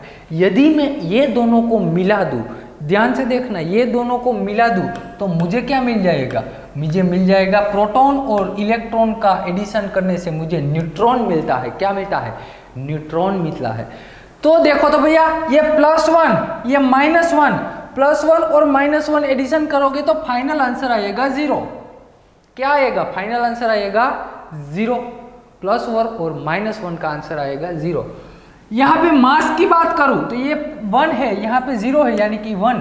देखो भैया ये क्या इंडिकेट करता है, ये चार्ज, ये है चार्ज हमारा, तो चार्ज तो 0 आया यानी कि तभी तो हम इसको बोल सकते हैं ना कि ये न्यूट्रल है। ये क्या है, न्यूट्रल है। इसका एटॉमिक मास है यानी कि एटम न्यूट्रॉन के पास सिर्फ और सिर्फ क्या है, एटॉमिक मास है। एटॉमिक मास है, न्यूट्रॉन के पास सिर्फ एटॉमिक मास है, चार्ज नहीं है, इसीलिए तो हम इसे न्यूट्रल बोलते हैं। कहाँ से आया भैया, तो कि प्रोटॉन और इलेक्ट्रॉन का कॉम्बिनेशन करने से मुझे मिल गया न्यूट्रॉन। आई बात समझ में। इसका उल्टा मैं आपको समझाता हूँ, समझना, ये समझने लायक है। इसका मैं उल्टा कर देता हूँ ना, इसका उल्टा क्या, उल्टा पहले मैंने क्या किया, प्रोटॉन और इलेक्ट्रॉन का कॉम्बिनेशन करके न्यूट्रॉन बनाया ना, अब मैं करता हूँ न्यूट्रॉन का डिवाइडेशन। न्यूट्रॉन का डिवाइडेशन करने से मुझे क्या मिलेगा, तो सिंपल सी बात है भैया, न्यूट्रॉन का आप डिवाइडेशन करोगे तो आपको क्या मिलेगा, प्रोटॉन और इलेक्ट्रॉन। प्रोटॉन और इलेक्ट्रॉन मिलेगा, एक प्रोटॉन मिल जाएगा, एक इलेक्ट्रॉन मिल जाएगा। तो यहाँ पे प्रोटॉन और इलेक्ट्रॉन, प्रोटॉन के पॉजिटिवली चार्ज है, ये नेगेटिवली चार्ज है। क्या है, नेगेटिवली चार्ज है। इलेक्ट्रॉन नेगेटिवली चार्ज है, समझना भैया। जो कहाँ से ये इलेक्ट्रॉन मैंने एक्सपोर्ट किया है, अमेरिका से मंगवाया है, अमेरिका से ये न्यूट्रॉन मंगवाया। चलो समझने के लिए, न्यूट्रॉन आया, न्यूट्रॉन का मैंने डिवाइडेशन किया, उसमें से मुझे क्या मिला, इलेक्ट्रॉन, उसमें से मुझे मिला इलेक्ट्रॉन। और जो इलेक्ट्रॉन न्यूट्रॉन के डिवाइडेशन से मिलता है उसी इलेक्ट्रॉन को हम बोलते हैं बीटा पार्टिकल। क्या बोलते हैं भैया, उसे हम बीटा पार्टिकल बोलते हैं। जो इलेक्ट्रॉन न्यूट्रॉन के डिवाइडेशन से मिलता है उसे हम कहते हैं बीटा पार्टिकल। ये याद रखना। अल्फा पार्टिकल तो आप जानते हैं ना, 4He2 हीलियम, वो मैंने आपको समझाया था कोपरफोर्ड रुदरफोर्ड वाले एक्सपेरिमेंट में। ये आपका नॉलेज हो गया बीटा पार्टिकल के लिए, आगे हमें इसकी ज़रूरत होगी। इतना याद रखना कि बीटा पार्टिकल किसे कहते हैं, कि जो भैया न्यूट्रॉन के डिवाइडेशन से इलेक्ट्रॉन मिलता है उसे हम बीटा पार्टिकल कहते हैं। सिंपल बात है। अब हम थोड़ा आगे बढ़ते हैं, आपको समझाता हूँ बेसिक टर्मिनोलॉजी। क्या समझाता हूँ भैया, बेसिक टर्मिनोलॉजी समझाता हूँ आपको। तो टाइटल लगा दीजिए, टाइटल लगाना है आपको बेसिक टर्मिनोलॉजी।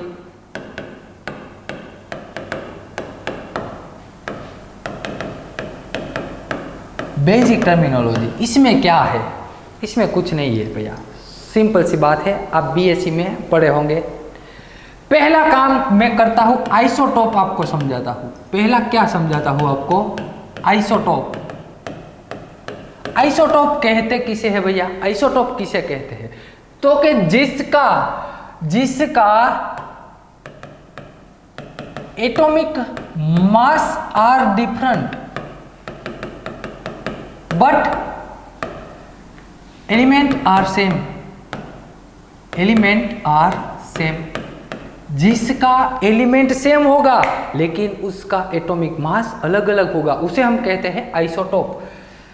तो इसका एग्जाम्पल ले लेते हैं ना, चलो इसका पहला example, hydrogen 1H1, 1H2, 1H3।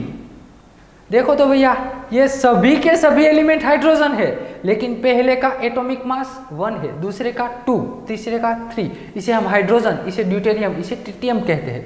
तो सभी के एटॉमिक मास डिफरेंट हो गए ना, तो ये सभी एक दूसरे के क्या कहलाते हैं, आइसोटोप कहलाते हैं। दूसरा एग्जाम्पल लेते हैं, 6C12, 6C13, 6C14। देखो तो भैया सभी के सभी क्या है, कार्बन है, लेकिन पहले कार्बन का वेट 12 है, 13 है, 14 है। सभी के एटॉमिक मास अलग अलग हो गए, तो सिर्फ एटॉमिक मास का चेंज है, दूसरा कुछ चेंज नहीं है, तो इसे हम एक दूसरे के आइसोटोप कहेंगे। क्या कहेंगे, आइसोटोप कहेंगे। ये आप जानते हैं ना, NMR में हम पढ़ेंगे, ये NMR इनएक्टिव होगा, ये NMR एक्टिव होगा, ये NMR में हम बात करेंगे स्पेक्ट्रोस्कोपी में। एक और एग्जांपल ले लेता हूँ 5B10 बोरोन के बारे में, जिसका एटॉमिक नंबर 10 है। दूसरा बोरोन 5B11। देखो भैया एटॉमिक नंबर्स अलग, एटॉमिक नंबर सेम है, एटॉमिक मास अलग अलग हो गया, ये भी एक दोनों के आइसोटोप होंगे। ठीक वैसे ही यदि मैं क्लोरीन की बात करूं 13C 17Cl 35 17Cl 37, ठीक वैसे ही 35 ब्रोमीन 79 35 ब्रोमीन 81। ये सभी, ये दोनों क्लोरीन एक दूसरे के आइसोटोप है, ये दोनों ब्रोमीन एक दूसरे के आइसोटोप है, बोरोन भी एक दूसरे के आइसोटोप हो गए। तो जिसका एटॉमिक मास अलग अलग होगा, एटम सेम होगा, वो हो गए एक दूसरे के आइसोटोप। इतना याद रखना है। बढ़ते हैं दूसरी प्रॉपर्टीज की ओर। दूसरी प्रॉपर्टी भैया ये याद रखना और लिखते जाना है आपको। दूसरा मैं बात करता हूं आइसोबार के बारे में। आइसोबार किसे कहते हैं? आइसोबार में क्या होता है तो कि भैया same atomic mass but element different element क्या होगा? अलग अलग होगा। समझना बात, एटॉमिक मास सेम है, एटॉमिक मास क्या है? सेम है, पर एलिमेंट अलग अलग हो गए। इसके एग्जाम्पल ही समझाएंगे आपको। मैं पहला एग्जाम्पल लेता हूं 6C14 के बारे में और 7N14। देखो, अरे इधर देखो, इसका कार्बन है ना, ये नाइट्रोजन है। एलिमेंट दोनों एलिमेंट अलग अलग है, लेकिन दोनों का एटॉमिक मास क्या है? दोनों का एटॉमिक मास सेम है। यदि ऐसी कंडीशन आए कि दोनों का एटॉमिक मास सेम है, दोनों एलिमेंट अलग है, तो उसे हम क्या कहते हैं? आइसोबार कहते हैं। दूसरा एग्जाम्पल लेते हैं ना, लेड 82 लेड 208, 83 बिस्मथ 208, इसका भी एटॉमिक वेट कितना है? Atomic mass 208, 84 polonium 208। सभी के एटॉमिक मास सेम है, सभी एलिमेंट तो अलग अलग है भैया। तो ऐसी कंडीशन को हम क्या कहते हैं? आइसोबार कहते हैं। ऐसी कंडीशन को आइसोबार कहते हैं। लेकिन एग्जाम में क्या दिक्कत होगी मालूम है आपको? आइसोटोप और आइसोबार किसे कहते हैं ना, उसमें उलट सुलट हो जाएगा। आप जानते हैं कि इसे ये कहते हैं, लेकिन उलट सुलट हो जाएगा, आप चेंज कर देंगे। तो उसके लिए ट्रिक याद रखो। इधर देखो ना, इधर इसमें सिर्फ क्या चेंज है? मैं एक यहाँ इसको मैं क्या एक्स, यहाँ पे जो लिखा होगा ना, इसे हम टॉप कहेंगे, इसे हम बार कहेंगे। टॉप यानी कि टॉप पे है ना, एटॉमिक रिप्रेजेंटेशन में जो टॉप पे है उसे हम टॉप ही कहेंगे। यहाँ जो बॉटम में है इसे हम बार कहेंगे। क्या कहेंगे? बार। समझने के लिए लिख लेना बार। अब एक ही बात याद रखो, एक ही सिंपल बात, जिसका टॉप अलग है वो आइसोटॉप, जिसका बार अलग है वो आइसोबार। आई बात, सिंपल बात हो गई भैया। सिंपल बात कौन सी वाली?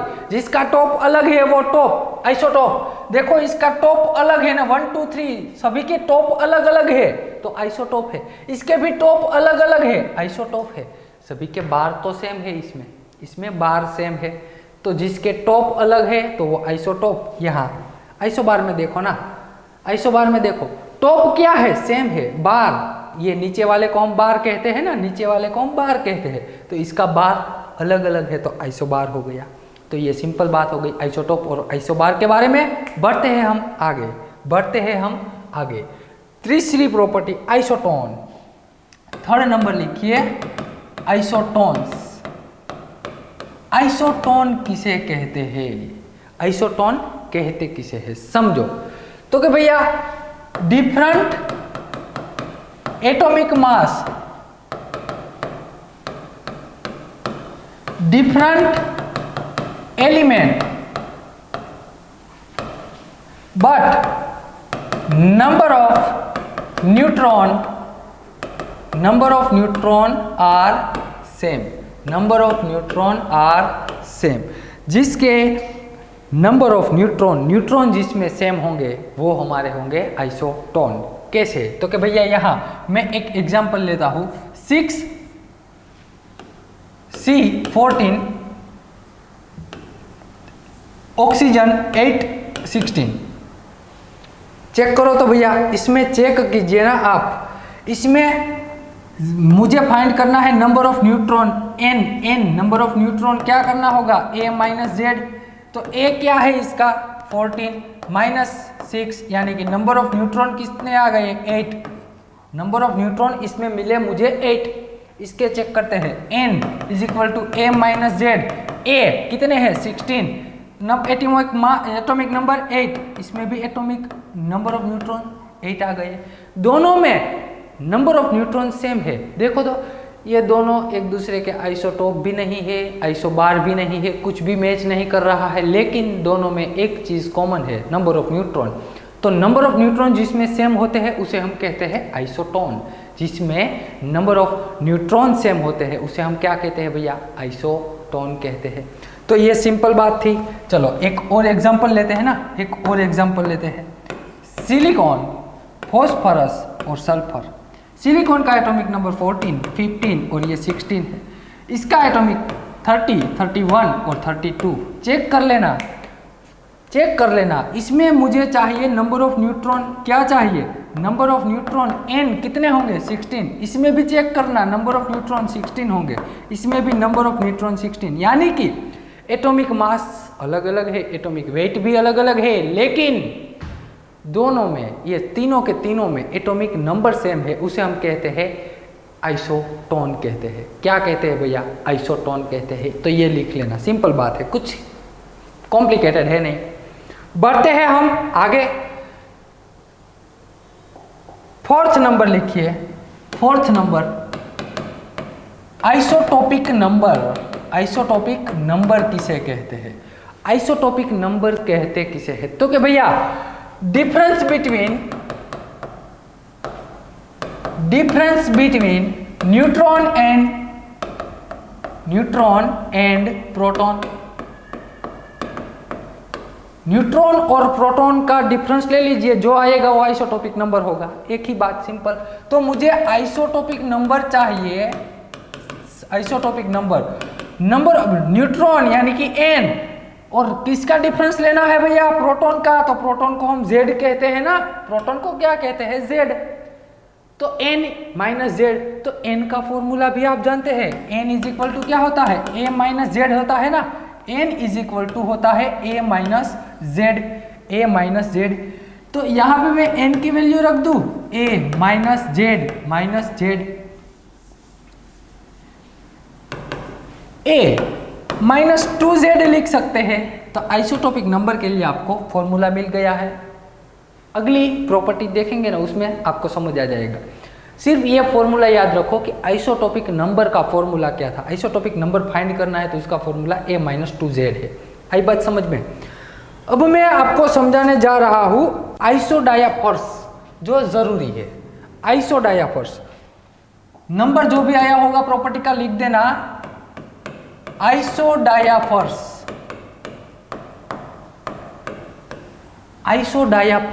कहते किसे है? तो कि यहां भैया एक लिखो डिफरेंट एलिमेंट, जिसका एलिमेंट भी क्या होगा अलग होगा। डिफरेंट एटॉमिक मास, जिसका एटॉमिक मास भी क्या होगा अलग होगा। Different number of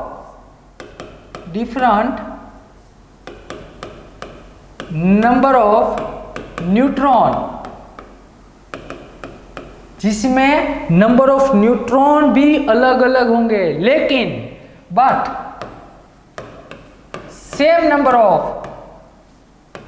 same isotopic number, ऐसा ही लिखो सेम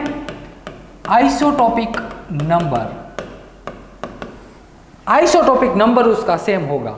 एटॉमिक मास अलग होगा, एटॉमिक नंबर अलग होगा, नंबर ऑफ न्यूट्रॉन भी अलग होंगे, लेकिन आइसोटोपिक नंबर सेम होगा। आइए एक एग्जांपल लेके समझते हैं।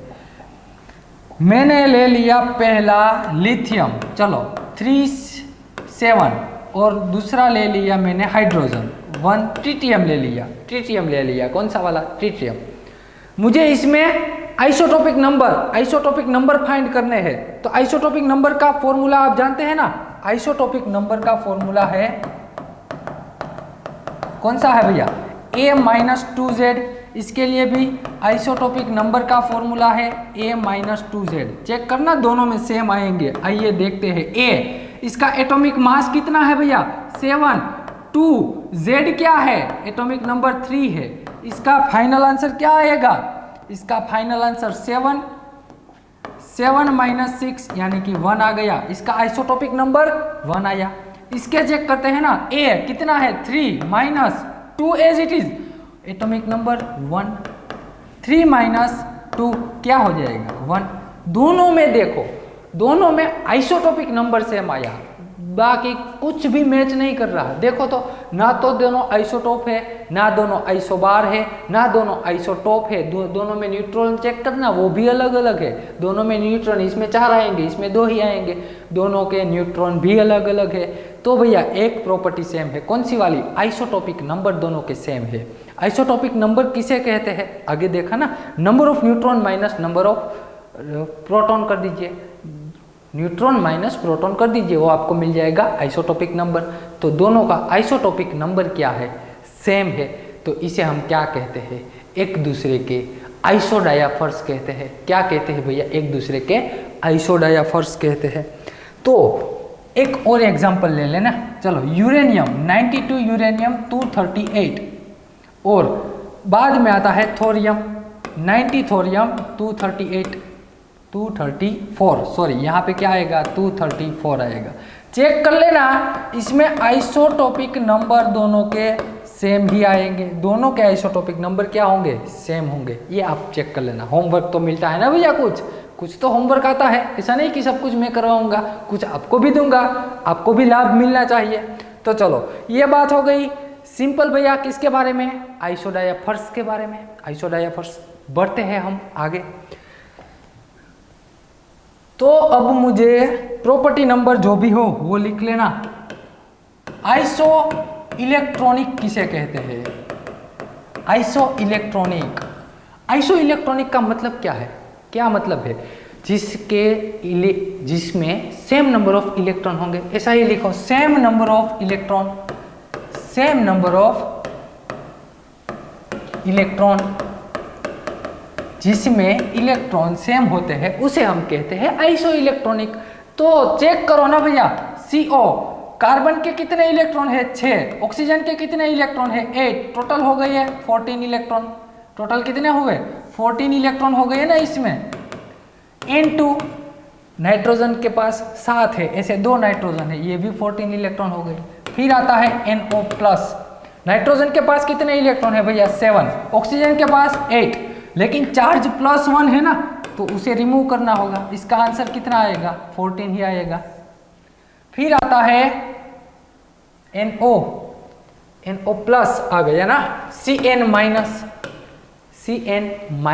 कार्बन के पास कितने हैं, 6, नाइट्रोजन के पास 7, 6 और 7 13, -1 चार्ज ऐड कर दो, 14 इलेक्ट्रॉन। देखो सभी में इलेक्ट्रॉन क्या आए, सेम आए, सभी में इलेक्ट्रॉन सेम। यदि सभी में इलेक्ट्रॉन सेम आते हैं तो उसे हम क्या कहते हैं, आइसो इलेक्ट्रॉनिक कहते हैं। तो ये लिख लेना, सिंपल सी बात है ना। फिर बढ़ते हैं आगे, फिर बात करनी है हमें आइसोस्ट्रक्चरल के बारे में। आइसोस्ट्रक्चरल तो किसे कहते हैं, आइसोस्ट्रक्चरल। तो एक ही बात भैया कॉमन, उसमें आइसो इलेक्ट्रॉनिक था तो क्या सेम क्या था, इलेक्ट्रॉन सेम थे ना। इसमें आइसोस्ट्रक्चरल आया, नाम क्या है, स्ट्रक्चरल, तो क्या सेम होगा, स्वाभाविक रूप से आपने जो अभी बोला है ना, स्ट्रक्चर सेम होगा, वही है। तो सेम स्ट्रक्चर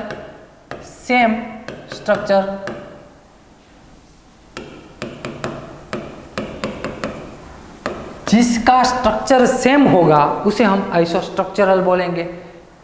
तो मैं क्या कहता हूँ, CH4 क्या है, इसका टेट्राहाइड्रल है ना, इसका स्ट्रक्चर टेट्राहाइड्रल है।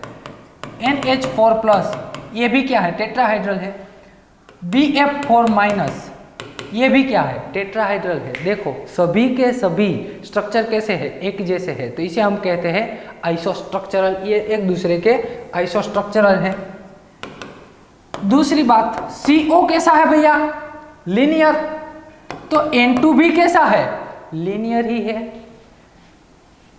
फिर आता है NO+, ये भी क्या है, लीनियर है। और फिर आता है CN-, ये भी क्या है, लीनियर है। सभी के सभी कैसे है, लीनियर। सभी का स्ट्रक्चर सेम, तो इसे हम कहते हैं आइसोस्ट्रक्चरल। सभी का स्ट्रक्चर सेम आता है तो उसे हम क्या कहते हैं, आइसोस्ट्रक्चरल कहते हैं। तो ये बात हो गई आइसोस्ट्रक्चरल की। एक और बात करती बाकी है, करते हैं उसके बारे में। आइसोस्टीयर, टाइटल लगा दीजिए आइसोस्टीयर। आइसोस्टीयर कैसे कहते हैं, आइसोस्टीयर कहते किसे है, तो कि भैया यहां लिखो सेम इलेक्ट्रॉन, जिसके पास इलेक्ट्रॉन सेम होंगे, सेम नंबर ऑफ एटम, जिसके पास एटम भी सेम होने चाहिए, shape almost same, shape almost same होना चाहिए, एंड साइज अप्रोक्सीमेटली सेम।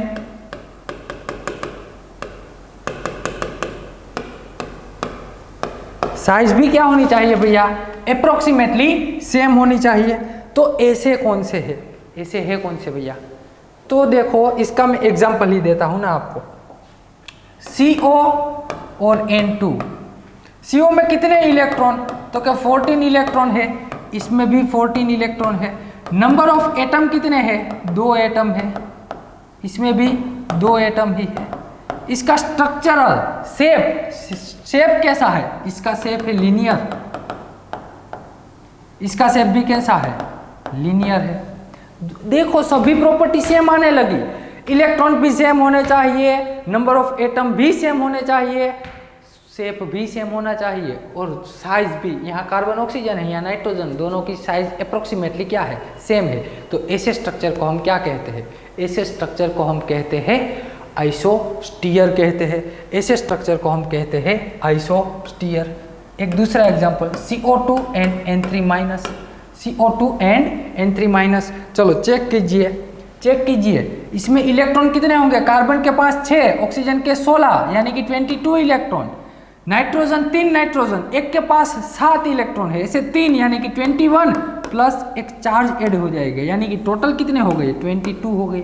ये भी क्या है, लीनियर है, ये भी क्या है, लीनियर है, दोनों लीनियर। इसके पास नंबर ऑफ एटम 3, इसके पास भी नंबर ऑफ एटम 3, दोनों की साइज अप्रोक्सीमेटली सेम है। तो ऐसे स्ट्रक्चर को हम एक दूसरे के क्या कहते हैं, आइसोस्टीयर कहते हैं। क्या कहते हैं भैया, एक दूसरे के आइसोस्टीयर कहते हैं। तो चलो ये लिख लो। चलो तो ये बात हो गई भैया। इसमें और भी एग्जांपल लिखना हो तो लिख लीजिए, इसमें और भी एग्जांपल लिखना हो तो लिख लीजिए।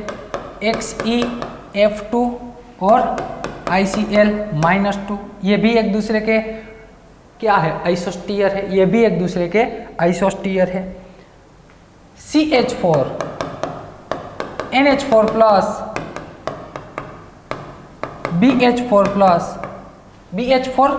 होगा, sorry BH4-, sodium borohydrate, lithium borohydrate, ये इसमें आता है, sodium borohydrate, lithium borohydrate, BH4-, hydride H- donor होता है, वो सब आप पढ़ेंगे। लेकिन ये आइसोस्टीयर है, ये आपको मालूम होना चाहिए, एक दूसरे के आइसोस्टीयर है। क्या है भैया, shape, number of atom, electron सभी सेम है, उसे हम आइसोस्टीयर कहते हैं। तो ये भैया बेसिक टर्मिनोलॉजी थी, सभी को एक दूसरे का रिलेशन दिखाने के लिए। अब उससे हम जाते हैं थोड़ा आगे।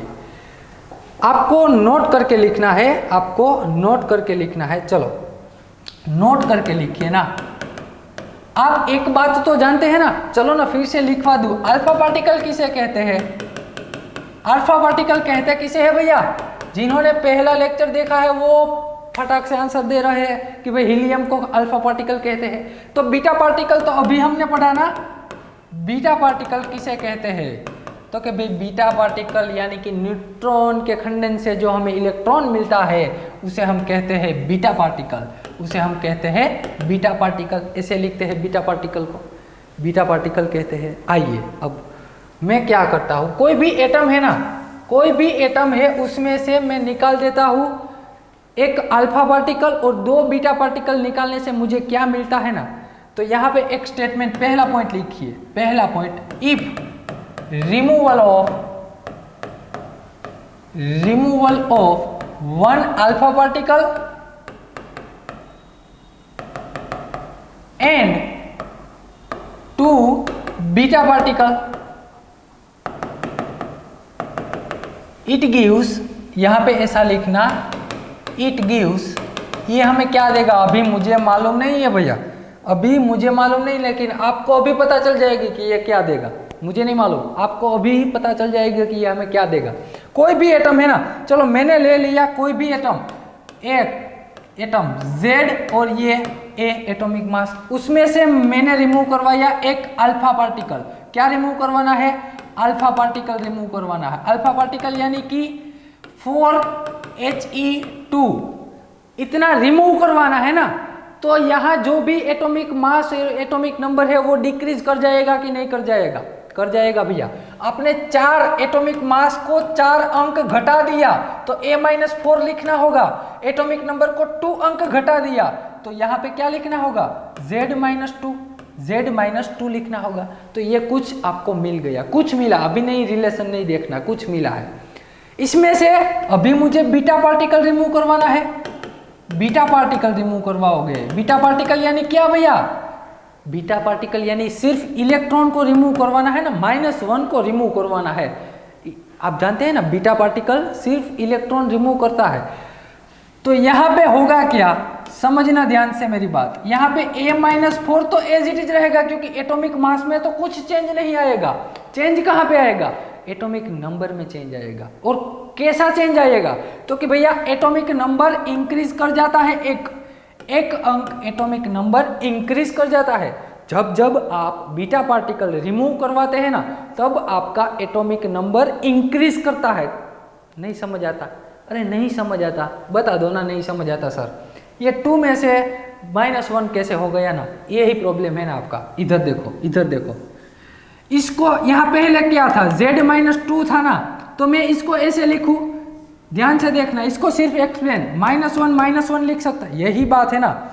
Z-1 दोनों को मिला दो, Z-2 होगा, यही बात है। मैंने रिमूव क्या करवाया? -1, इलेक्ट्रॉन -1 ऐसा रिमूव होता है भैया, इलेक्ट्रॉन ऐसे रिमूव होता है। -1 यानी कि एटॉमिक नंबर में से -1 हो जाएगा, एटॉमिक मास में से कुछ डिक्रीज नहीं होगा।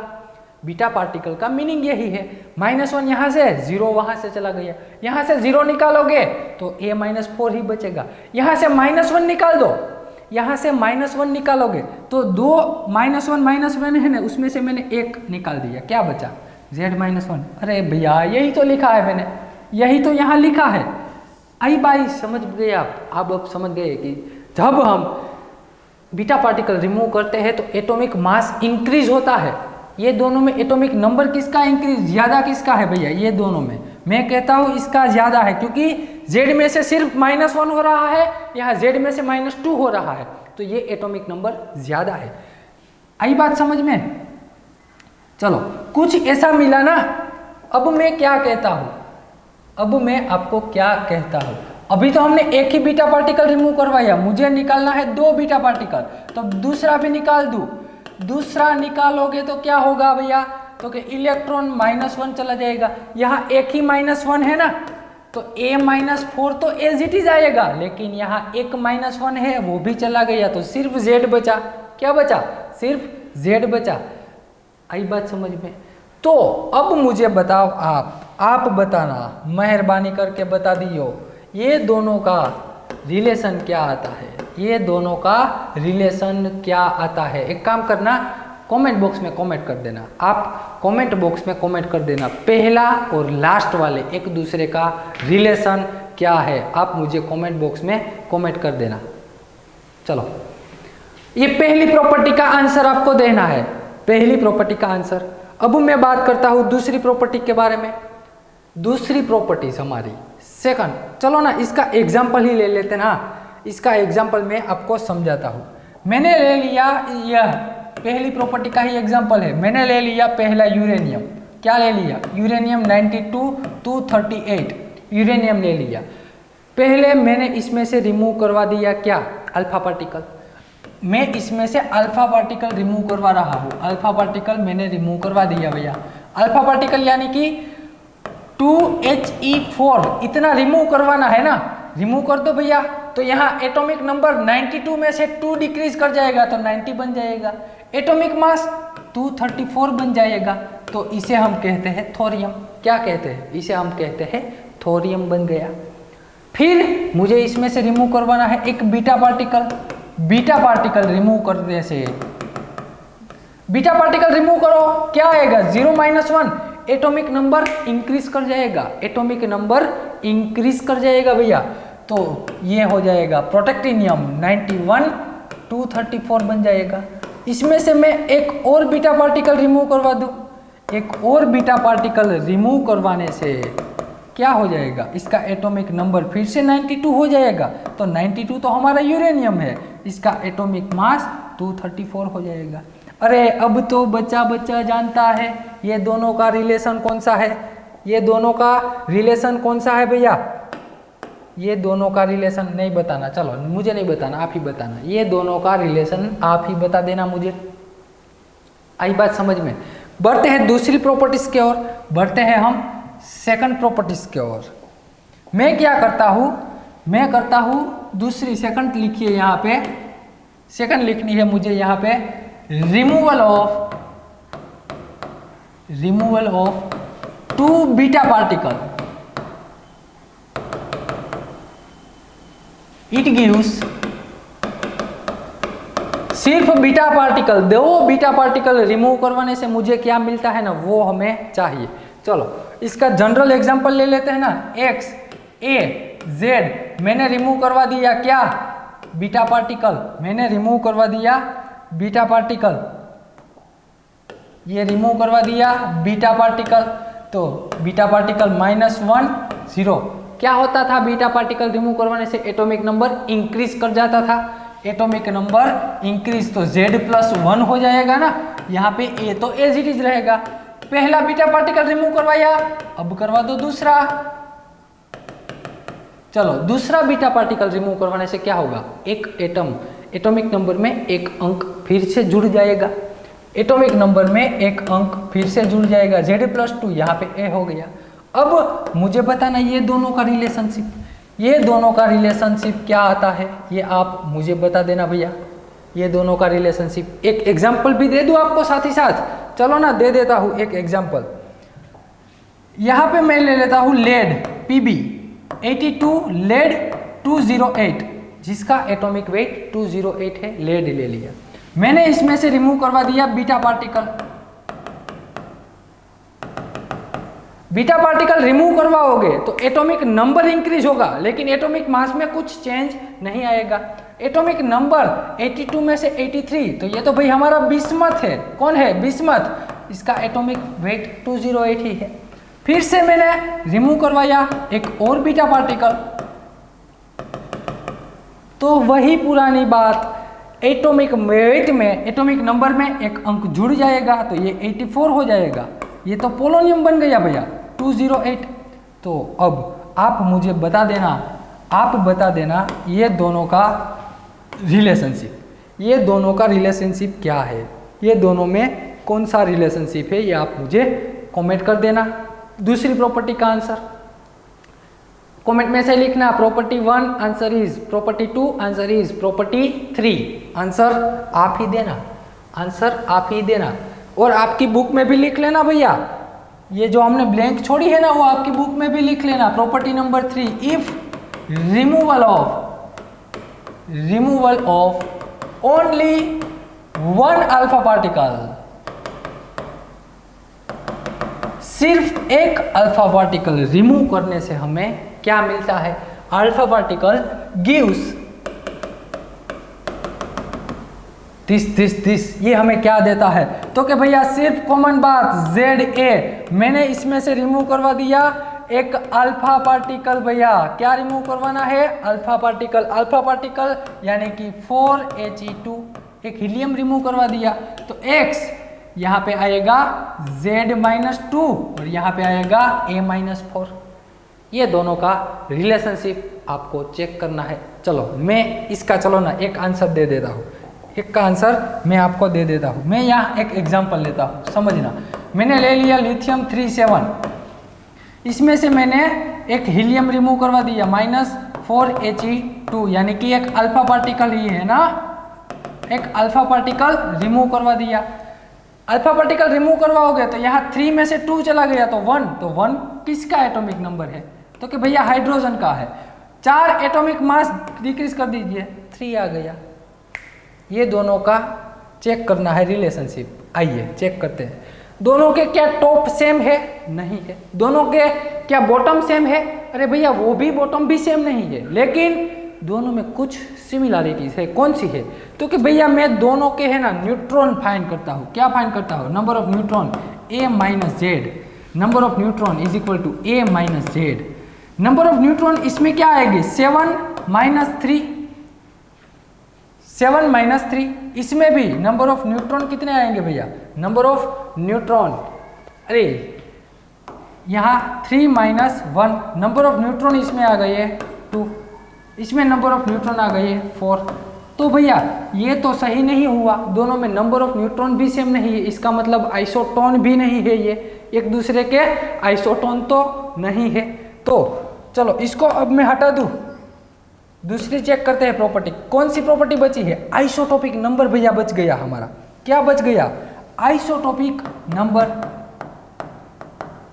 आइसोटोपिक नंबर कैसे फाइंड करते हैं, तो कि सिंपल बात A-2Z कर दो, यहाँ पे भी A-2Z कर दो, आपको मिल जाएगा आइसोटोपिक नंबर A-2Z। A क्या है यहाँ पे, तो कि भैया 7 है, 2 एज इट इज, Z यानी कि 3 एटॉमिक नंबर है, यहाँ पे A एटॉमिक मास 3 है, 2 एज इट इज, Z यानी कि एटॉमिक नंबर 1 है। इसका आंसर ले आओगे 7 - 6, फाइनल आंसर क्या होगा 1। इसमें भी 3 - 2, फाइनल आंसर क्या होगा 1। देख लियो दोनों का आंसर आया 1, दोनों का आंसर क्या आ गया 1। इसका मतलब दोनों एक दूसरे के आइसोडायाफर्स है। क्या है, दोनों एक दूसरे के आइसोडायाफर्स है। तो यहाँ मैं लिख सकता हूँ, कहाँ, इधर, इट गिव्स क्या देंगे हमें भैया, सिर्फ अल्फा पार्टिकल रिमूव करवाने से हमें मिलता है आइसोडायाफर्स।